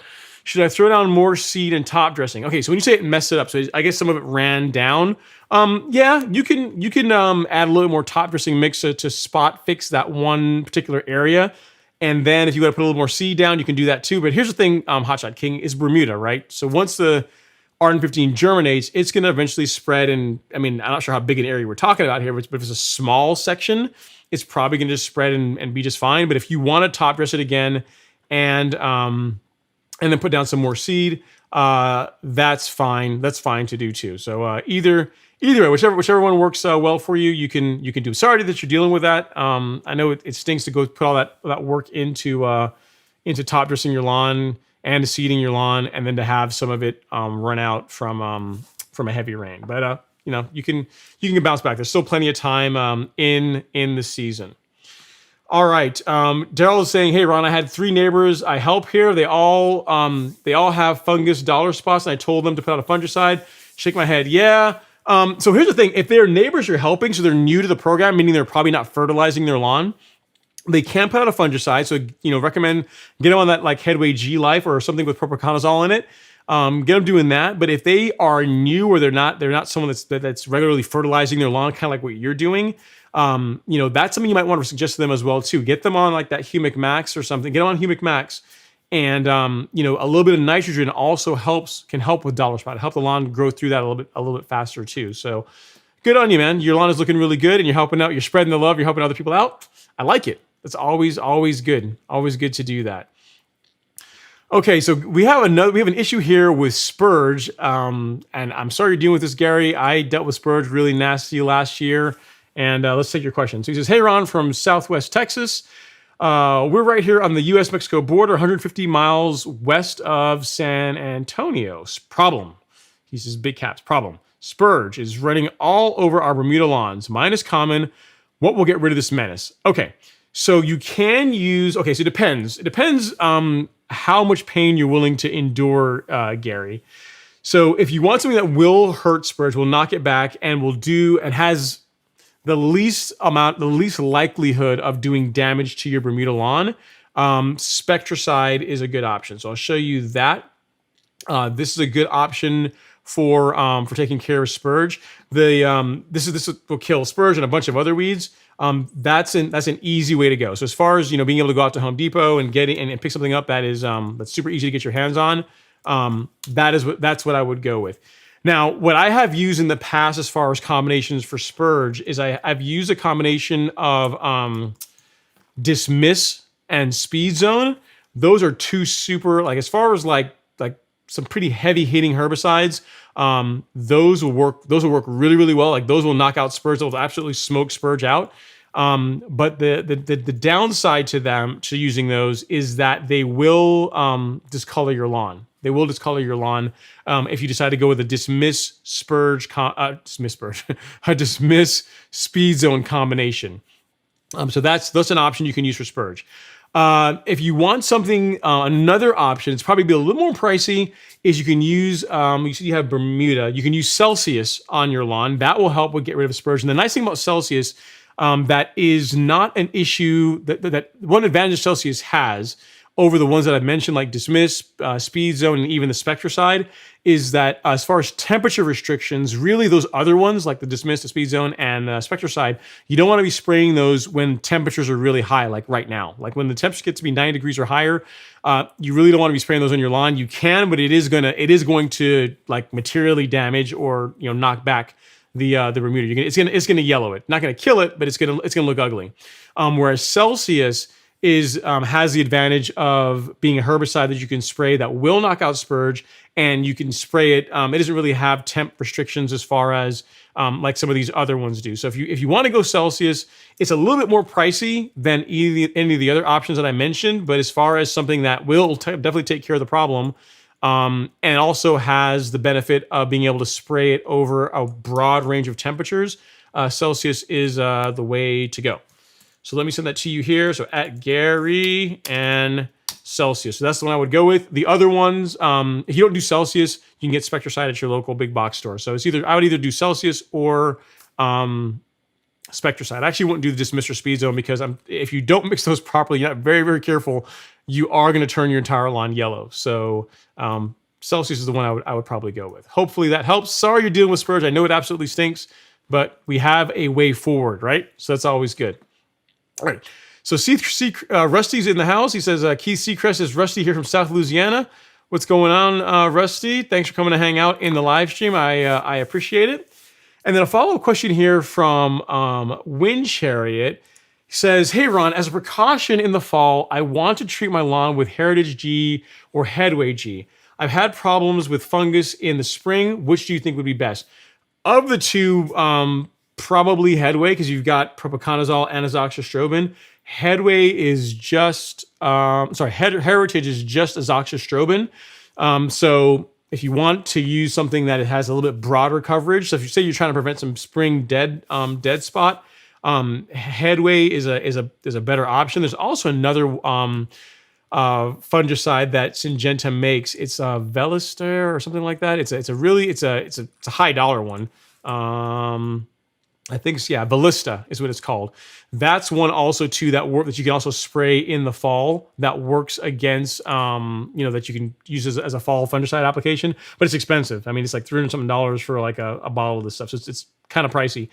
If it were me, Wind Chariot, you could use that, or I would just go with a couple of applications of Headway. So once soil temps cross 70 degrees going cooler, I would get down a Headway G application.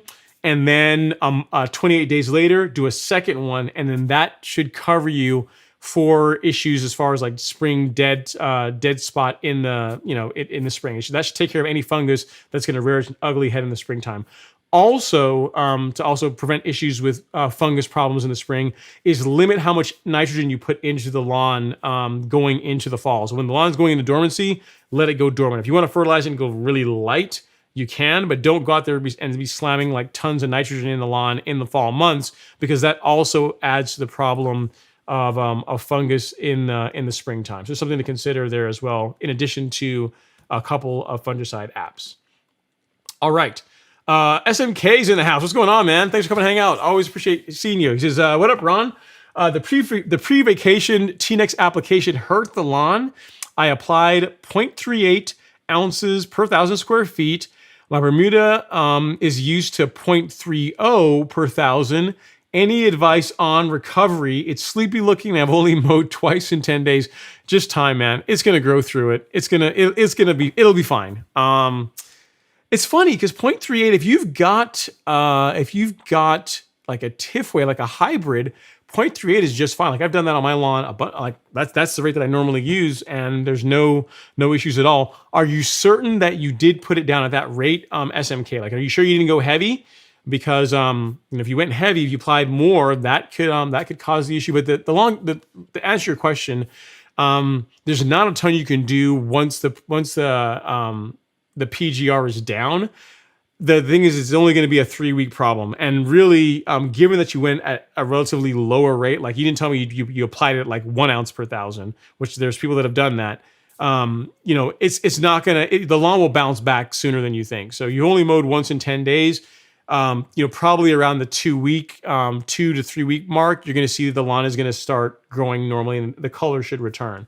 So, you shouldn't, I'm surprised you had that issue with it. So I would check again. Let's make sure that when you put it down that we're putting it down at that 0.38 rate.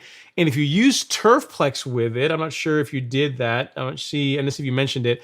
If you also add Turfplex will help take the edge off of that yellowing. So if you've not done that on your next PGR app, give it a shot, man. And the nice thing about it is if you just want to use it just for that purpose, just go a little bit lighter on the application rate. I find that a rate of like 4 ounces per 1,000, that's going to work just fine for the purposes of preventing bronzing with PGR. If you can just wait and just time it with your normal Turfplex application, just throw it down at the 6 ounce per 1,000 rate, and you're going to be good to go. But that's the thing I found that helped with yellowing in your lawn. T-Nex, and then a liquid fert. I like Turfplex, and I've gotten good results with it. Sorry you're dealing with that, man. Sorry, that's kind of a pain to deal with. But at least you're not having to mow, and you're going on vacation soon, so that's kind of a good thing, I guess, right? Always a bright side, right? Okay, so next up we have let's see.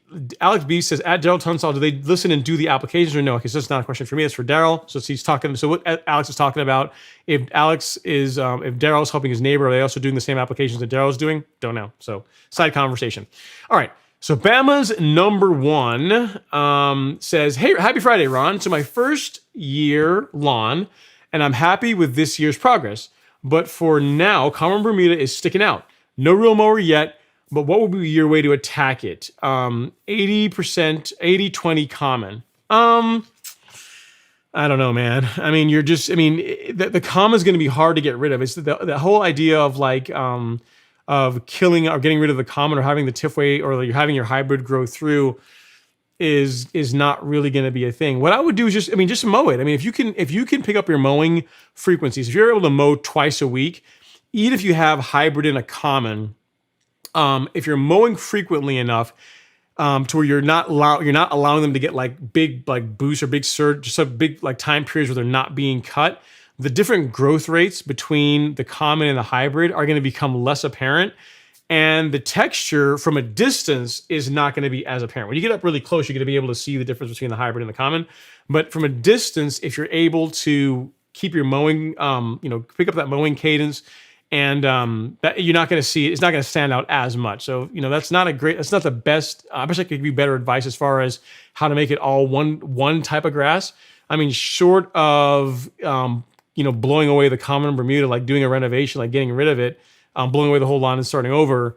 There's not a ton you can do. There are people that say you can apply like glyphosate at very, very, very light application rates, and that like the common is more susceptible to it than the Tifway is. But I wouldn't take that chance, man. I just wouldn't do it.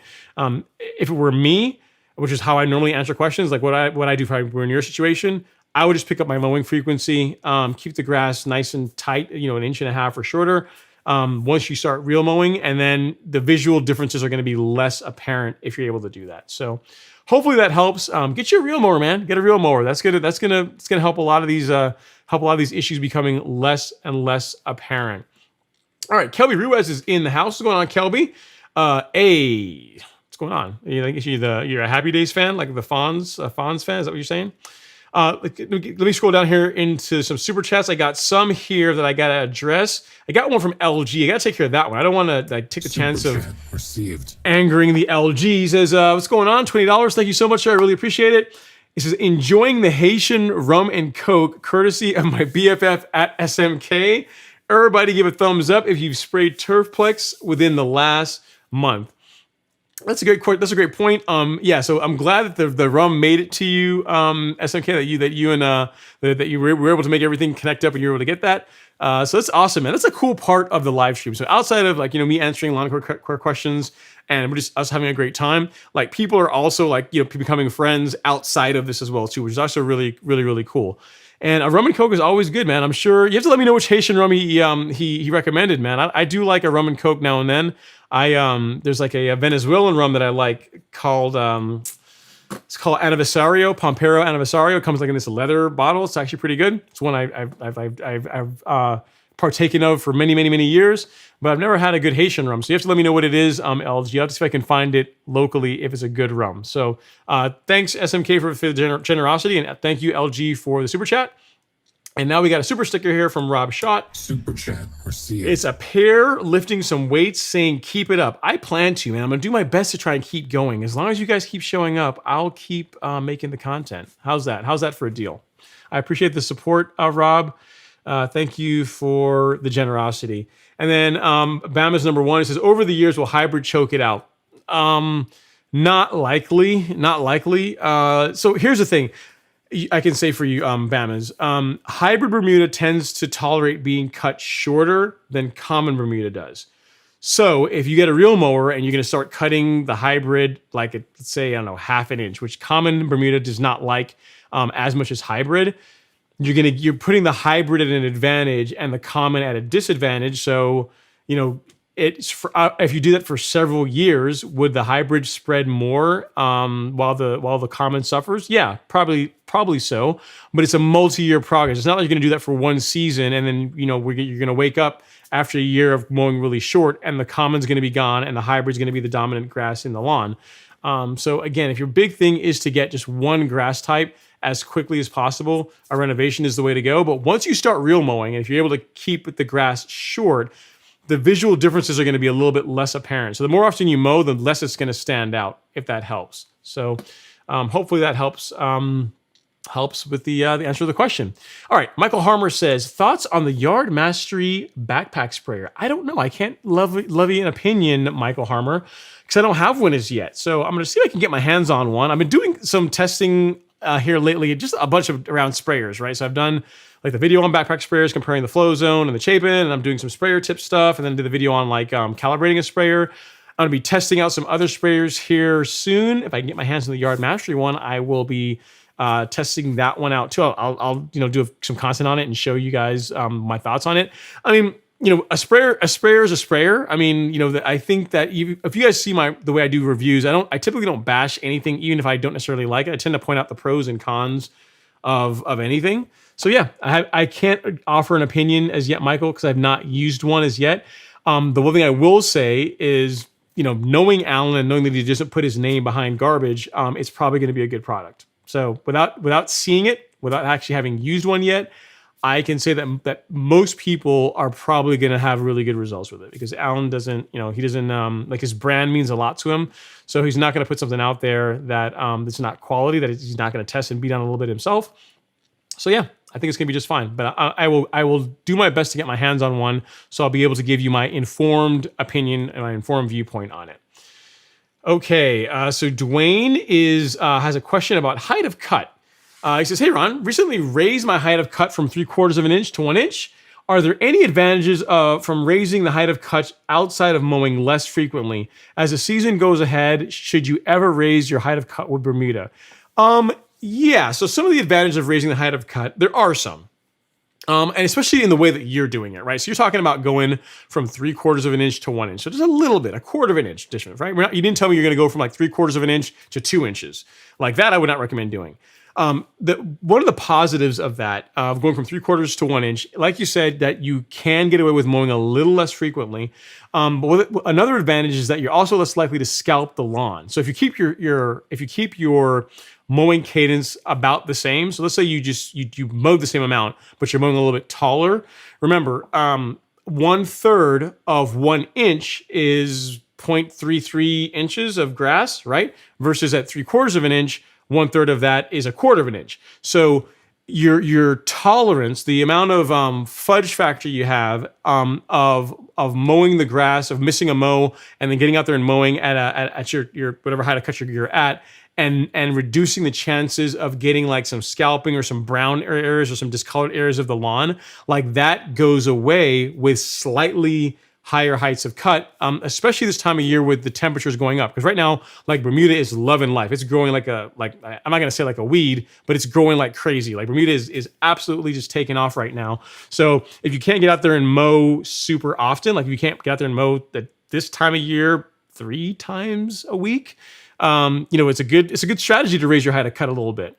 So, an inch is still plenty short. You're still going to get all the benefits of like the grass being nice and dense. You're still going to get that natural weed control. You're just going to have less chances of scalping the lawn or introducing any kind of discoloration whenever you mow, because it's just a little bit taller. You're giving yourself a little bit more breathing room, right? So yeah, I think what you're doing is actually absolutely makes sense. It's a great idea. I might end up raising mine up a little bit. Remember, my mower for the most part this season has been set at 0.495, which for this time of year is probably a little bit short. So I might go up to 5/8. I was watching Nice AZ Lawn's height of cut, and I think he's going at 5/8. So I may try that. I may go up a little bit above 1/2 inch, see how the lawn looks, and just see. I might try it out. Maybe Sunday. We'll see. So I just mowed today, so I probably won't mow tomorrow because I'm going to be spraying the lawn tomorrow. So my next mow will probably be Sunday at some point, either in the morning or in the afternoon. But yeah, no issues with doing that. Dwayne, just don't go crazy on it. Don't go from like 3/4 of an inch to like 2 inches, because then you're going to end up on the naughty list. You don't want to get on the naughty list. Let's stay reasonable. So if we're going to go from 3/4 of an inch to 1 inch, good to go. No problems. Okay, so Andre Harris has a question around T-necks and more weeds. He says, have you seen an increase in weeds, Kalinga sedge, and broadleaf after using T-necks? No, I have not. I've never observed that, Andre. Never seen that one. The things that will cause sedges to take off more are a lot of rain, so tons of moisture will help with that, and then not mowing a lot is going to allow them to grow and to spread around more. As will not using Preemergent in the spring, that will also cause those kinds of problems. But as far as T-necks directly contributing to nutsedge or any broadleaf weeds like becoming like more prevalent, no, I've never seen that. I've never heard of that one as a side effect of using T-necks. All right. And then Random Wolf is saying, "Oh my goodness, vine green barriers is like playing whack-a-mole. Sorry you're dealing with that. That sounds like no fun." And then SMK, here's the thing when it comes to SMK, man. You can always count on him to come in with the napalm, with the nukes. I'm gonna recommend I'm gonna say go with some Spectracide. Maybe some Image. Go for something that let's step into this gently with the herbicide. SMK is like, no, let's just go for like let's go for the nuke. He's going to go for the super hardcore solution. So he's saying, as far as an option, Speed Zone or Celsius will smoke out the chamber bitter. You need a surfactant like MSO or a non-ionic surfactant. It's good advice. But remember, it's midsummer, so you will get some severe tip yellowing.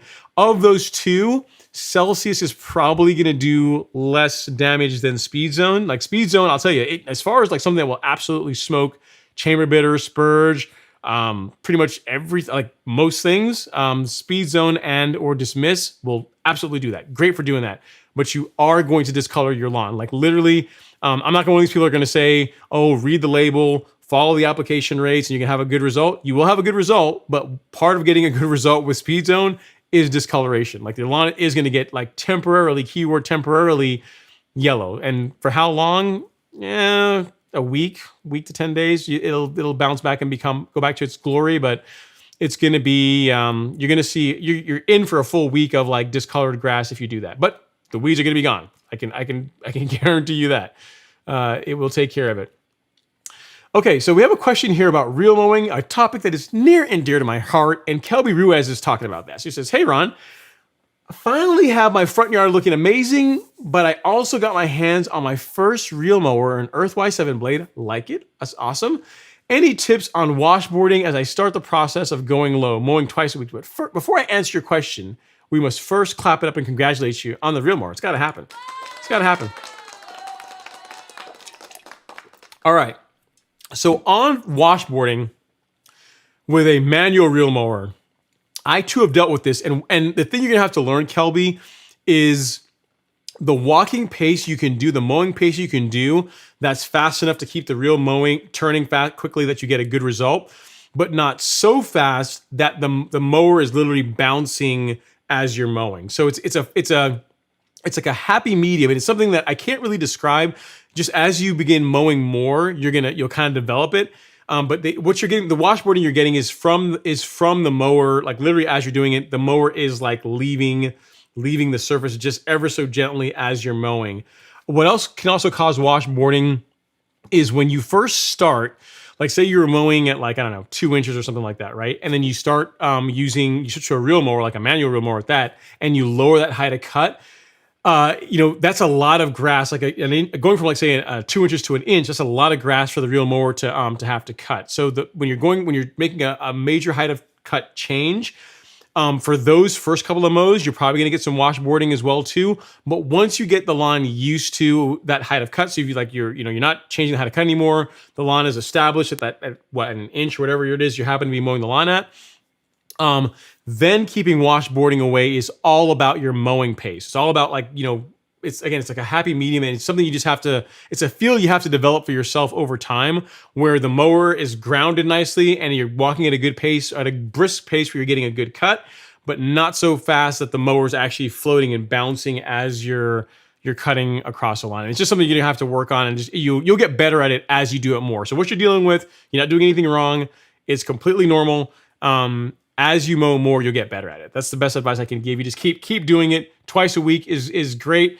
This time of year, if you can sneak in one more mow, like 3 times a week, even better. But twice a week is going to be enough to get a good result. Great option. Great. Congratulations again on the mower. And Grace is like, let me be the lucky winner. You could be, Grace. You might be. We'll see. You might be. And then LG's like, be nice. Do you know who I am? Yeah, I do know who you are, man. You're a nice guy. You try to play like you're a big meanie, but we all know. We know you're a nice guy. We know so. All right. So Karan Smith and Karan is one I have an email from you that I need to answer. I know I've got a answer from you, Karan, an email from you that I need to answer. So I'm not ignoring you, but I will answer after the live stream. Yours at the top of my stack to go through. But your question is, hey Ron, my lawn is awesome yet unsightly due to the white haze produced by seed heads. I'm over 2 days and I do not see any change. What can I do? So here's the thing, Karan. For you to still be getting seed heads, like your lawn should be past that, or most Bermuda lawns should be past that at this point. So like seed heads begin becoming a thing in June. It tends to be like whenever the temps start riding up. And then they tend to go away after 2 to 3 weeks. So if you are mowing every 2 to 2 days and you're still getting seed heads, I would look into watering. Let's make sure you're getting enough watering, because remember, seed heads are a stress response for the grass. So if the lawn is still producing seed heads this late into the season, I'm going to say let's start looking at your watering. Make sure you're getting enough water on the lawn. It sounds like you're mowing enough, so that's not the problem. And if there's any kind of a nutrient deficiency that, again, is also going to cause the lawn to be stressed, that's something that could be causing this too. So the way to find out about the nutrient deficiency, if you've not done a soil test this year as yet, or this season, let's get one of those done. So, increase your watering. Let's do that. But in addition to that, Also, consider getting a soil test. The one that I like is this one from My Soil. Super easy to use. Today is the 23rd. If you were to get one of these, you order one. They ship super fast. You'd probably have it the first part of next week.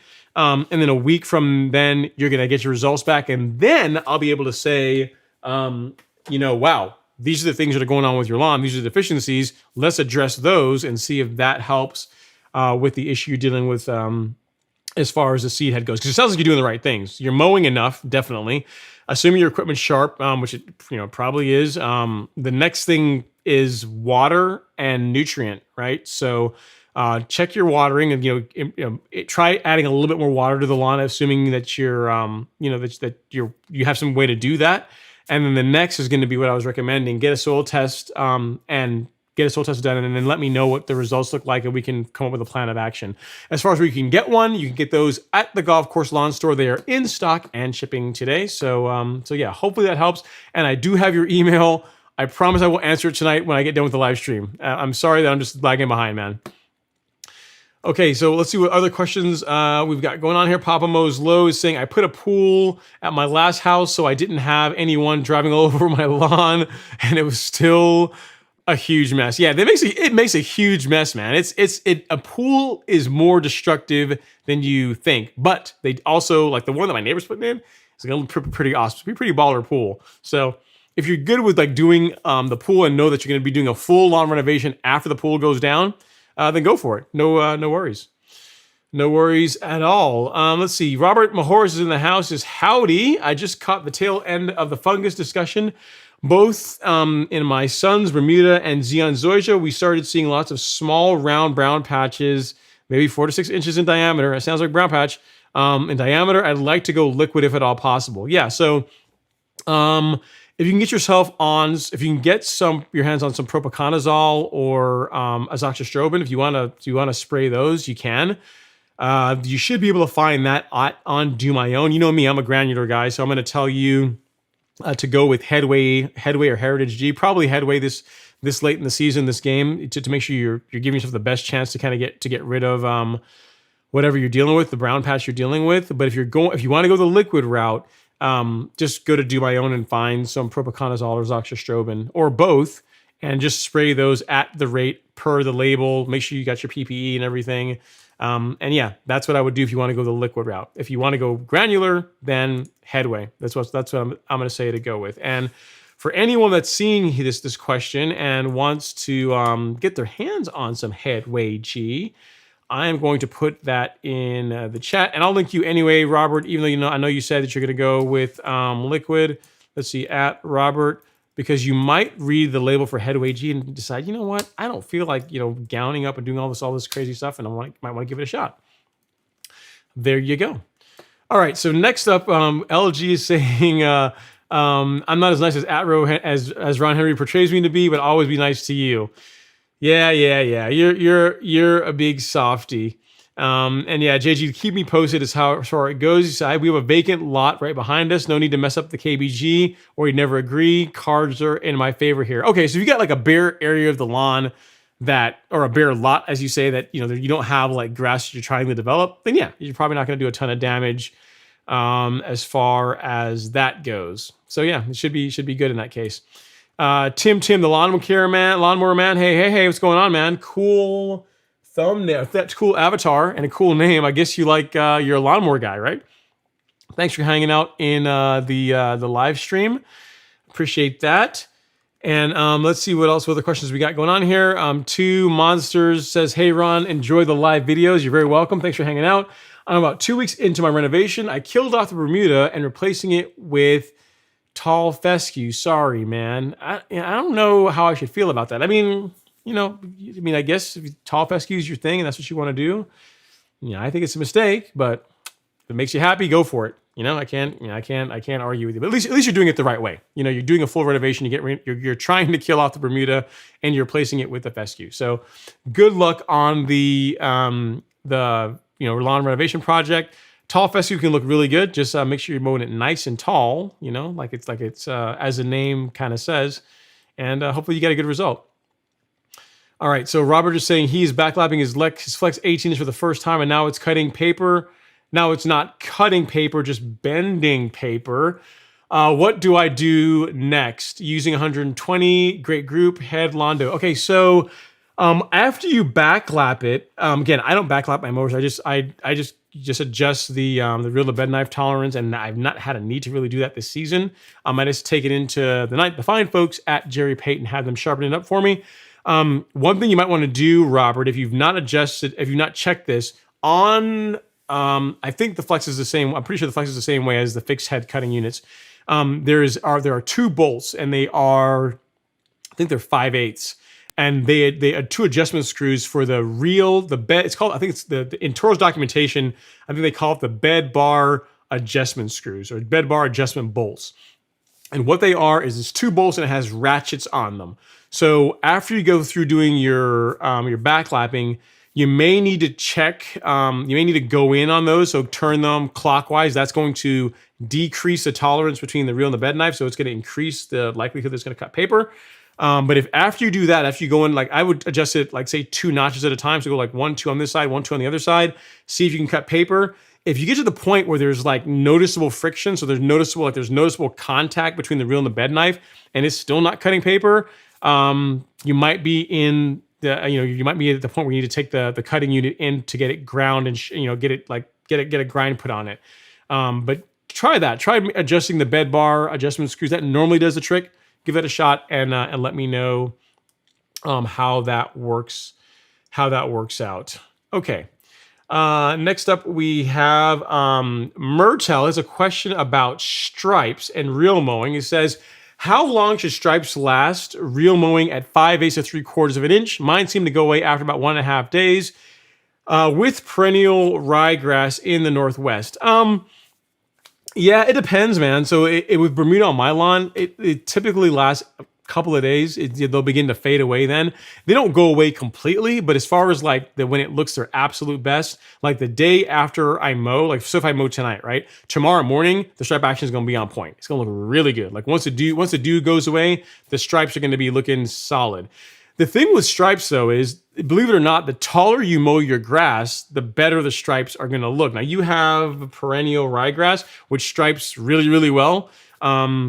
So at 3/4 of an inch, it should look pretty awesome. And at it going away every 1.5 days, that sounds about right. I mean, at the cutting heights you're at, the shorter you mow the grass, the shorter you mow, the shorter the stripes are going to stay. Because think about it, like if you have really tall grass, the stripes are a result. For anyone, just a quick segue here. Stripes come from laying the grass down, right? So the sunlight reflecting off the grass. So the shorter the grass, the less you have to like bend and stay laid over. So shorter grass, the stripes don't last as long, which is why if you think about a golf course, right? Like if you look at the fringe areas around the green, or not the fringe areas, but like the area leading up to the green, those areas tend to have pretty good stripes. The fairways of golf courses tend to have pretty good stripes. But on most golf courses, if the greens are being cut tight, the greens don't have stripes on them. They're not, or the stripes are barely visible, right? And why is that? It's not because of a mowing frequency thing. They cut the greens more than any other part of the golf course. It's mowing height. So the shorter you go, the less the stripes are not going to be as visual. They're not going to pop as well, and they're not going to last as long. So it's kind of a trade-off you make by mowing at the heights of 5/8 to 3/4 of an inch. I bet it looks awesome though, but just keep doing what you're doing, man. Just keep mowing it every couple of days, and you have to worry about it because the stripes will just never go away at that point. Great question. All right. Dwayne says, hey, Ron, last question of the night for me. LOL. When doing, let's see here, soil testing. When doing a soil test for my front and backyard, would you recommend 2 tests rather than 1? I tend to have, I tend to different issues that come in the front that I don't have in the back. Yeah, you can do that, Dwayne. So for the first time doing a soil test, a good example, if you're going to go with the My Soil Test Kit, which is the one that I would recommend, you're going to go with one of these guys. Get two of them. One for the front lawn, one for the back lawn, and then do them individually. And that's going to allow you to treat them individually. Because I have had people that have sent me soil test results in. And the biggest thing I'll notice, believe it or not, it's weird saying, you'd think that a soil between like a front lawn and a back lawn would be fairly similar. But pH is the thing I see the biggest difference in normally. As far as like the nutrient levels, yeah, there'll be differences in the macros, but the pH is where I will see differences between a front and a back lawn, believe it or not. In the ones that where people have done separate testing and have sent that in, that's what I've noticed. So yeah, absolutely do a test of both. What you will find is once you get your results back, so you send them in, you get your results back, and we begin treating it. And once you get them kind of close to where they are, I would say they're synced up, but they're close enough to where there's not a ton of difference between the treatment plan we're using on the front and back lawn. Then if you want to go to one soil test kit for both, that would be fine too. But to start with, if you want to be as precise as possible and to make sure you want to, give the front lawn exactly what it needs, the back lawn exactly what it needs, and you're fine with spending just a little bit extra money because you're going to be buying 2 test kits instead of 1, yeah, I would absolutely do that. It's a great idea to do that. So yeah, good question. And let me know if you need any help with the soil test results once you get them back. All right, Mazama Blue is in the house. And you guys remember, Mazama Blue is the winner of the Turfplex that we did in the giveaway a couple weeks ago. So he's in the live stream. He says, hey, Mr. Ron Henry, international turf sensation. I don't know about that, but thank you. I appreciate it. He says, I'm a little late. At least you're here. He says, I was ironically tracking a mole. Mazama Blue, you have to let us know. Fill us in. How exactly do you track a mole? Are you out there in the lawn, like following like the lines they make? What exactly goes into mole tracking? He says, you finally caught it. I put sprinkler flags in the main track and caught one moving and shoveled it out. Man, I wish I had video of that. So that's good. I'm glad that you are getting you're taking the issue of dealing with the moles, personally. You're not like only relying on baits and things like that. It's personal for you. So glad you're getting good results. Next time when you're doing that, you got to film it though. I think everyone would want to see you doing your mole tracking. Okay, I'm looking for our next question, and very soon we're going to start. I'll tell you guys what you have to put in the comments of this live stream once it's over with to be able to be eligible for the giveaway. So the way this works, so you guys, if any of you guys that are new, the way the giveaways work is you'll be putting a comment at the end of the show once it's over. I'm going to give you guys a question or tell you guys what you need to put in, and then next week is when I will select the winner because the comment picker software that I used. It doesn't work on live. The stream can't be live because you can actually comment now. So you'll find out who if you won next week. Plus, it gives people that catch the replays a chance to go for it too. All right. So as far as the votes, we got 1 for the desert. We have 1 for Todd from the Sand Hills is voting for the Reds. We got 1 for each. So we got another 1 for the desert. So we got 2 for the desert. I think it's probably going to be the desert. It's looking like that on as far as that goes. I'm looking for my next question. Looks like we are winding down. Okay, so Rob Schott has a question on the Golf Course Lawn Academy. He says, hey, Ron, can you give us a rundown of your academy? I know you're a Bermuda guy. How can your academy benefit a zoysia lawn or any other type of grass? Thanks for all the great advice. Great question. Okay, so as far as the only thing that will be different for a zoysia lawn in the Golf Course Lawn Academy is around application rates for like T-Nex. That's about it. That's the only thing that you really would be different, and as well as the application rate as far as if you're only using humic max by itself. So you're not actually doing what I tell you to do, which is to spoon feed your lawn, and you're going at a heavier rate. You're going to run a slightly lower rate of the granular of humic max on a zoysia line because it doesn't require as much nitrogen as Bermuda. As far as like the overview of the academy, what the academy consists of, it's a lot of the content that I wish I could put on YouTube, but it really can't because no one would really watch it because it's more propeller head stuff where I talk about like equipment selection, like getting the right equipment. I have a really, really good video on backpack sprayers. Like that video in of itself is like people have emailed me saying like that video just by itself is worth the course alone. Because I talk about like how to select a backpack sprayer, calibrating a sprayer, getting your walking pace down, measuring out like a section of the lawn so that you can actually like get detailed on your calibration. And the reason why it's important, a lot of people kind of overlook it. They'll just say, oh, I just put stuff in my sprayer and I just when it runs out, I just refill it and go again. And you can do that. But the problem is if when you start spraying stuff like plant growth regulator, or you start spraying things like herbicide, or like those two in particular, where like going heavy produces a negative result, that is when having your sprayer calibrated properly really matters, right? And I walk through that in the course in detail to make sure you get a good result with that. In addition, I have some sections on soil amendments, like carbon soil amendments, why you should care about them, why they're important, the value of them. There's a lesson on macro and micronutrients. Like, you ever wonder, like, you hear about NPK, right? So like nitrogen, potassium, phosphorus, you know about those, but then what about the other ones? What do the other ones do? Why are they important? How do they interact with the macros? And why do you need those in to some extent in your lawn, in your soil as well too?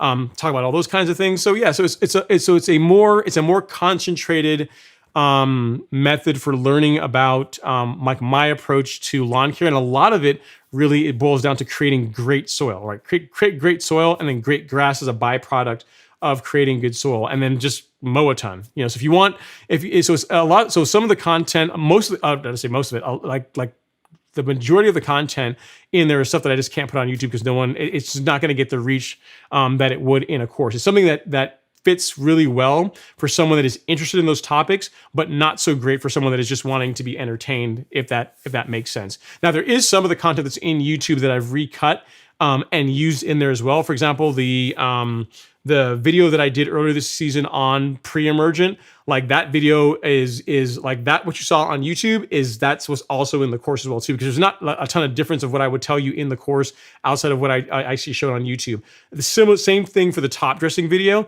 but outside of those, the content, like the content that's in the course, is original to the course. So it's kind of your call whether or not that has enough value for you to think whether you think it's worth it or not. You also get access to the Facebook group that we have. It's a private group where people ask questions and post their successes and failures and things they're working on. So if you're also interested in joining the private Facebook group, that is also part of the academy as well. And you buy it once and you have it for life. So that is a long-winded explanation of what the Golf Course Academy is about and why I like it, and why people that have joined it, I've gotten really good feedback on it. So hopefully that helps you. All right, so let's see what other questions we have. I don't think we have too many left here. SMK is saying that he says that I have a Tifway, not 100% sure. It's definitely a hybrid. You use some Lesco 1200 with it. Should have been okay. What I think happens, I had some accumulation from June's application. Don't think enough time passed. Gotcha. Well, that can definitely cause those kinds of problems, SMK. No worries there. And then Chip is agreeing. He says, great advice on the dollar spot and the nitrogen. Keep up the great work. Always enjoy your videos. I appreciate it, Chip. Thank you for chiming in. I mean, the thing is, using a fungicide is an option, right? And I mean, I am happy to recommend fungicides for you to use because they do work. It's a very effective way of getting rid of lawn fungus. But if there's a way for certain types of fungus that you can get rid of and not have to put a fungicide down, why not do that? And dollar spot's one of the few that you can with a little bit of patience and nitrogen can take care of. I mean, if you got a really bad outbreak, then yeah, propiconazole. But I mean, in other words, don't be so to always reach for a fungicide unless you absolutely need it. Okay, Jay Snyder has a great question for me. He says, if you were to pick a manual reel mower on a budget, what would you buy? I'm looking into a McLean or a CT. So a manual reel mower. Neither of those are manual. Those are powered, I think, unless you're talking about something else. And I think when you say TC, I think you mean True Cut or TC. Yard size is just over 2,500 square feet without many obstacles. Right now, I am using my Flag. Okay. So between a McLean and a True Cut, which I think is what you're asking, I am a fan of the True Cut. I like the propulsion system of the True Cut better than the McLean. That said, there are people that have McLeans. They love them. They get good results with them. So between the two, here's how I would decide. Choose the one that you can get parts for easier in your area, and then you can find someone to work on in your area. So if you're in like around here, it's True Cut country, right? True Cut and McLean. So you can get either one of them here in Northeast Georgia. But if you go out and you buy a McLean and there's no one that's familiar with grinding it and as far as like working on it when it breaks, then you might want to look at something else, right? Because that's the thing with a reel mower is eventually it's going to break, like any other piece of mechanical equipment. Eventually you're going to have issues with it. So between those two, if you don't care, I would choose the one that you can easily get parts for in your area. If you're asking me which one, and if you can get parts for both, I would go with the TrueCut because that's the one that I like more. That's my mower of choice. Okay. Raven Lowry has a question. He says, you gave me some great advice last time, so thank you very much. I'm glad to hear that, Raven. I'm wondering how to kill Bermuda grass in my St. Augustine lawn. My sister is in Houston and has a Bermuda infestation. I think Fusilade will do that. There's only a couple of I'm saying fungicides. I got fungicides on the brain. All the questions you guys are asking me. There's only a couple of herbicides that will selectively do that. I think Fusilade is one of them. No, actually, no, that's not true. Fusilade, Fusilade will also damage St. Augustine. So I'm not sure on that one, man. As far as getting rid of of Bermuda in St. Augustine, that's a tough one. The other way around is easier. If you told me you had a Bermuda lawn, you want to get rid of St. Augustine, I can give you tons of stuff to do that. But getting rid of Bermuda in St. Aug, that's going to be hard. And here's the problem, Raven. Out of those two, Bermuda is probably the more alpha of the two grasses. And I hope Alan's not watching this. He's going to send me a hate mail or something for saying this. But of those two, Bermuda, unless you can like put a little bit of shade, just a little bit of shade, because St. Augustine is slightly more shade tolerant than Bermuda.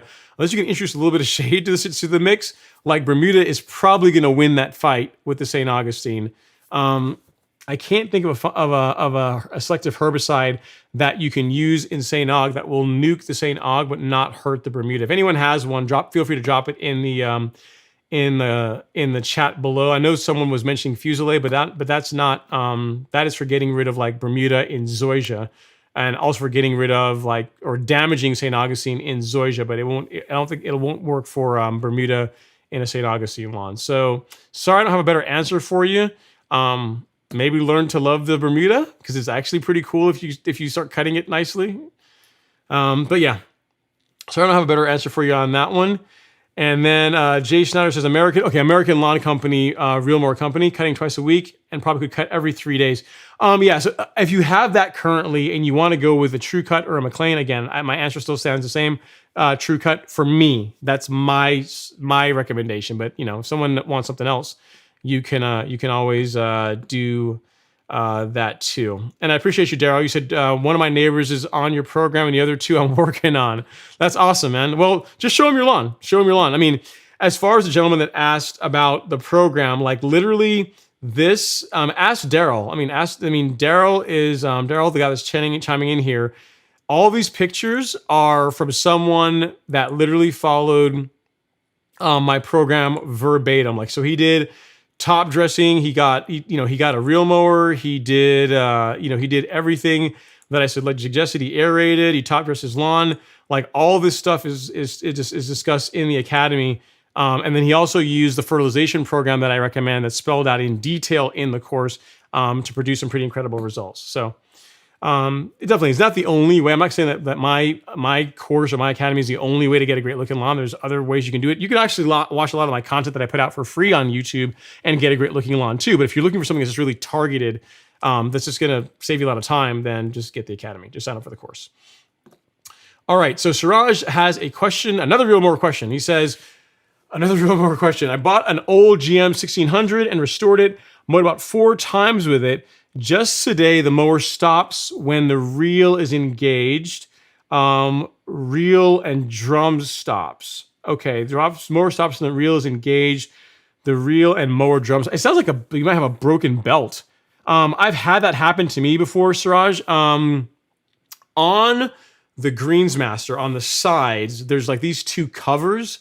And if the belt breaks, either one of those belt breaks, the mower's just going to be dead in the water. Like it happened to me when I got mine, and it was like the mower had been sitting. It's a 2014 model that has been just sitting for years because I got it last year, like whatever, 6 years, whatever that is.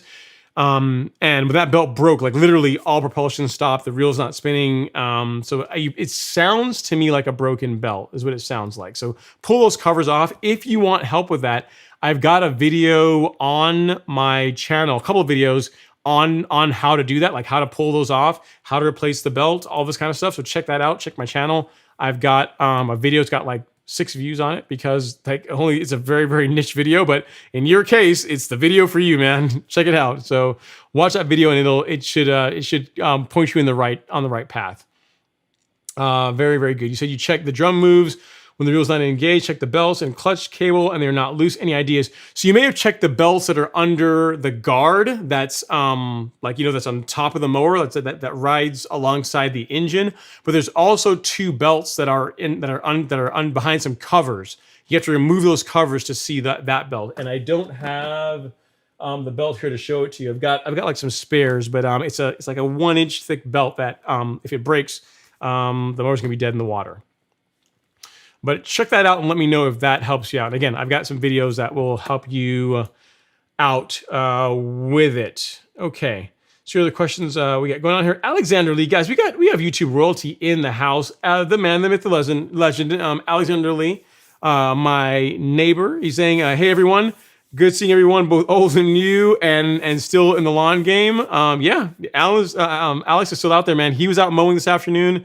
I was out mowing this afternoon. You know, every now and then he's my cameraman, so it's always fun to have someone else that I can bounce ideas off of and have another brother in arms when it comes to having an awesome lawn. So very very cool. CJ saying, why the hate on Nutsedge in Bermuda? Because it just looks ugly. For me, it just looks ugly. It's a really, as far as something that sticks out in the lawn, really it's very apparent. That's why I don't like it. But yeah, you're right. If you just mow your grass a lot, it's less apparent of a problem. But here's the thing, CJ, Nutsedge grows faster. It's one of the few things that actually grows faster than Bermuda does. So even if you mow like every 2 days, right, the Nutsedge is still going to be taller than the Bermuda after 2 days than the Bermuda is. So it's still going to stick out. But to your point, if you're mowing really frequently, it is less of a deal. But yeah, there you go. And I think we are about winding down. Mazama Blue has a question here. Actually, no, Ben has a question about, he says, I have a really challenging bowl slope area of the lawn to mow. How bad is it to mow the same pattern with the C25 repeatedly? I mean, if it's all you can do, it's all you can do, Ben. I will tell you that if you do it often enough, you can introduce some problems. Like you can cause like washboarding problems. So you can cause like wear issues in the lawn if you mow the same pattern every single time. Because here's the thing with a true cut, the propulsion system is set up to where like the weight of the mower is on those 2 drive tires in the back. And if you're mowing the exact same pattern every time, what's going to happen is you're going to tend to like mat down the part of the lawn that you're always running over with those drive tires. So if you can vary it a little bit, do that. But if you can't, you can't. But I mean that's the only negative. You're just introducing wear problems by mowing the same pattern every single time. Outside of that, there's not really anything else really bad that's going to happen. And then Mazama Blue has a question here. He says, this fall is the first time applying fall pre-emergent. Just started researching. Do you know what's best to prevent poanua next spring? Also looking for recommendations against hairy bitter cress. So you can use prodiamine again in the fall if you want. If you're trying to if you've got the extra coin to spend, you can go with like Spectacle Flow. It's a much more expensive pre-emergent, but that one is really good and it has a much longer effectiveness period. So like Spectacle Flow they say 10 months, but under ideal conditions, it's going to carry you, well into the spring. So it's a very, very good, herb, pre-emergent, very quality pre-emergent. The one I'm going to be trying out this year, Mazama Blue, is one called Coastal. It is, and I don't really know the other 2 active ingredients. It's got prodiamine in it. It's got, I think it's a mazaquin is one of the active ingredients, and there's another one. So it's got 1 pre-emergent and then 2 post-emergents. And with that one, the idea from the research I've been doing is that you apply it a little bit later, so like October-ish is the time you apply that. And the reason why you do that is that the pre-emergent is going to help prevent the post-emergent is going to kill the existing POA that's trying to germinate, or that has germinated. And then by doing the application a little bit later in the season, you're getting a little bit longer effectiveness out of that prodiamine that should hopefully carry you into the spring. So I'm going to be trying out one called Coastal, but there's tons of options. You can use Dimension. You can use Dimension is like the brand name. The active ingredient is called dithiopyr or dithiopyr, however you want to pronounce it. And then Spectacle Flow is a good one. And then Coastal is which is like basically prodiamine. It's like a blend. It's prodiamine and 2 post-emergent. So any of those can work well, and you can get a good result with them. So hopefully that helps. We got a super chat here. Thank you so much, Andy. I really appreciate you. Super chat. This is refreshing a lemonade after my first mow since last Saturday morning. Vacation since last Sunday. Raise the height of cut to 1.5 or 1 3/4 of an inches to avoid scalping. It's a good idea. It's a really good idea, Andy. Going up a little higher, and then you can work your way back down if you decide you want to do that, which is always a good thing. Okay, I have a question from Dwayne about, I think it's about cutting height. He says, hey, Ron, I have tall fescue. Is that a good grass? And how do you maintain this type of grass? Okay, so Dwayne, tall fescue is a cool season grass. So you maintain it, like the big thing, the thing that's important about tall fescue is the thing that's important about any grass.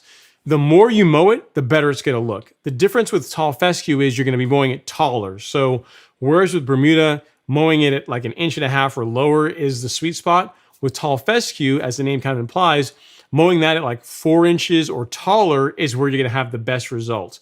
As far as to maintain it, you're going to be wanting the herbicides you're going to use on a tall fescue are going to be different. At least as far as a post-emergent goes, as far as post-emergent herbicides. And by that, I mean, like if you've got your lawn growing, like your tall fescue lawn's already growing in Love and Life, and you see like clover or something else popping up in your lawn that's actively growing, the herbicides you're going to use to try and kill those are going to be different for tall fescue than you would use for a warm season grass. Probably one of the most common herbicides for cool season grass is one called Tenacity. Like it works well it works on most cool season lawns, and it works fairly well as a post-emergent. That's probably going to be your go-to for post-emergents. And then the next advice I could tell you outside of mowing, a lot is make sure you get a pre-emergent down in the spring and in the fall. That's going to do a lot for just preventing you from having to deal with weeds in the first place. But between my grass and your grass, mow taller, mow frequently, and then, get a soil test done and fertilize your lawn according to what the results say. It's not actually a ton of difference outside of mowing height and then the herbicides you use on the lawn. Great question. Okay, so let's see what else we got here. I think we have one more question, then we're going to start getting into the giveaway. Cars and Motorcycles and Exotics says, Ron, what is your opinion on the best looking Bermuda grass? Would it be Celebration? Yeah, I mean, Celebration is a pretty good one. As far as sod, yeah, probably Celebration is I would say the best. Celebration is my favorite because it's the one that I think looks really good. Arden 15 looks really, really nice. I like Arden 15, but to get that is kind of a pain in the neck to get an Arden 15 lawn. Tahoma 31, according to the lawn tools, it's like champagne. It's the champagne that's raining from the skies is a Bermuda grass. So that could be the new hotness, right? I've not seen it in person yet to know, but that could be a really good lawn. But for me, I would say Celebration, or what I have, I'm kind of partial towards Arden 15. So whichever one you think looks best, but Celebration is if I could like wave a magic wand and like my existing lawn could be replaced with one grass type, I would still be Bermuda, and it would probably be Celebration. So hopefully that helps. All right, guys. So let's get to it. So as far as the giveaway goes, we're going to be doing a couple of things. So we're going to be giving away I've already shown some of you guys this. The ones who stuck around towards the end of the live stream, we're going to get to see. I can't get it out. Open the box on the wrong end.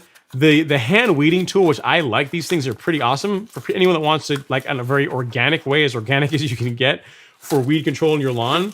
The channel is gonna be giving away one of these guys.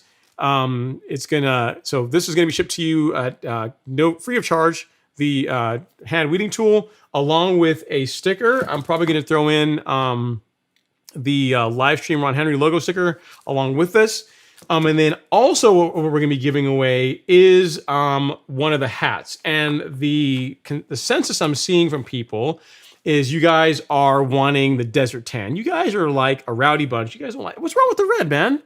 I think the red looks clean, but I get it. I get the desert tan. That's a pretty clean looking hat. So these two are going to be we're going to be giving away. So the answer to, and this is going to be like an easy, like a fairly easy one. But what you need to put in the comments of this live stream once it's over, is you have to list what fertilizer you've been using during the summer months. It's a similar question we asked last time, but I'm doing it also as an easy way to get a poll for you guys that are the diehards. The response needs to be around the fertilizer you're using on your lawn this time of the year. So if you do that, you're entered to win. That's all you got to do. You don't have to be subscribed to the channel or anything like that. I would like you to be a subscriber, but that's not a requirement to be entered into the giveaway. So as far as the giveaway goes, it's going to be this, the hand weeding tool, and also the Josh Habib supplied one of two that, to my knowledge, unless Josh has one, there's like two of these in existence. So someone's going to get one. Is going to win one probably next week. So we'll see how that goes. And all you got to do, let me know what fertilizer you're running in there. All right, I don't think we have any other questions outside of that. Just Patrick saying what's up. And I think we are almost done. We got one more comment here from Alex B. He says, I inherited an Alec Kensington from my GPA, I guess grandfather, I don't know what the GPA is, who hires out his mowing now. Your grandfather, I'm imagining. He says, it worked great for a few seasons, but now frustrating me of late, a mystery oil leak that a few repair people have not been able to fix. I don't know. I'm not sure on that one, Alex. I mean, give the people at Kensington, USA a call. From what I understand, they're pretty helpful. So give them a ring and let them know what's going on. Take pictures of it and send it to them, and they should be able to tell you where the leak is coming from. You know, that should be able to help you out with that. Well, guys, very cool. We are actually knocking off a little bit early for a change. Normally, this live stream goes to like late till like, into 10. But partially that's my fault. We got less questions tonight because I posted about the live stream a little bit later on in the week than I normally do. So a little bit less viewership tonight, but hey, we'll hopefully be back big and strong next week. So you guys know what you have to do. LG, you know what you have to do. Be sure to put in the comments of this video once it goes, once the live stream's over, what fertilizer you're using on your lawn this time of the year, and all you have to do, that's gonna enter you to win weeding tool and the hat. And then as we see here, and Patrick as another endorsement, a non-paid, non-solicited endorsement. He says, I finally got signed up for the Academy and he's enjoying it. Thank you so much, Patrick. I'm glad that you're getting some value out of it. So there you go. For anyone that's interested in getting into the Academy and looking for a way to support the channel, that is one option. Well, guys, thank you guys so much for watching. I truly do appreciate it. It's been a fun season. I'm really been liking where the channel is going, where the live stream is going. On your way out, if you guys don't mind touching that like button ever so gently, I truly appreciate it. It's a free way to support the content, and again, it's a great way to support the channel. So thank you guys so much for everything. I will see you guys next time. Have a great weekend. Get out and do something in the lawn, and I will see you guys next week. Take care.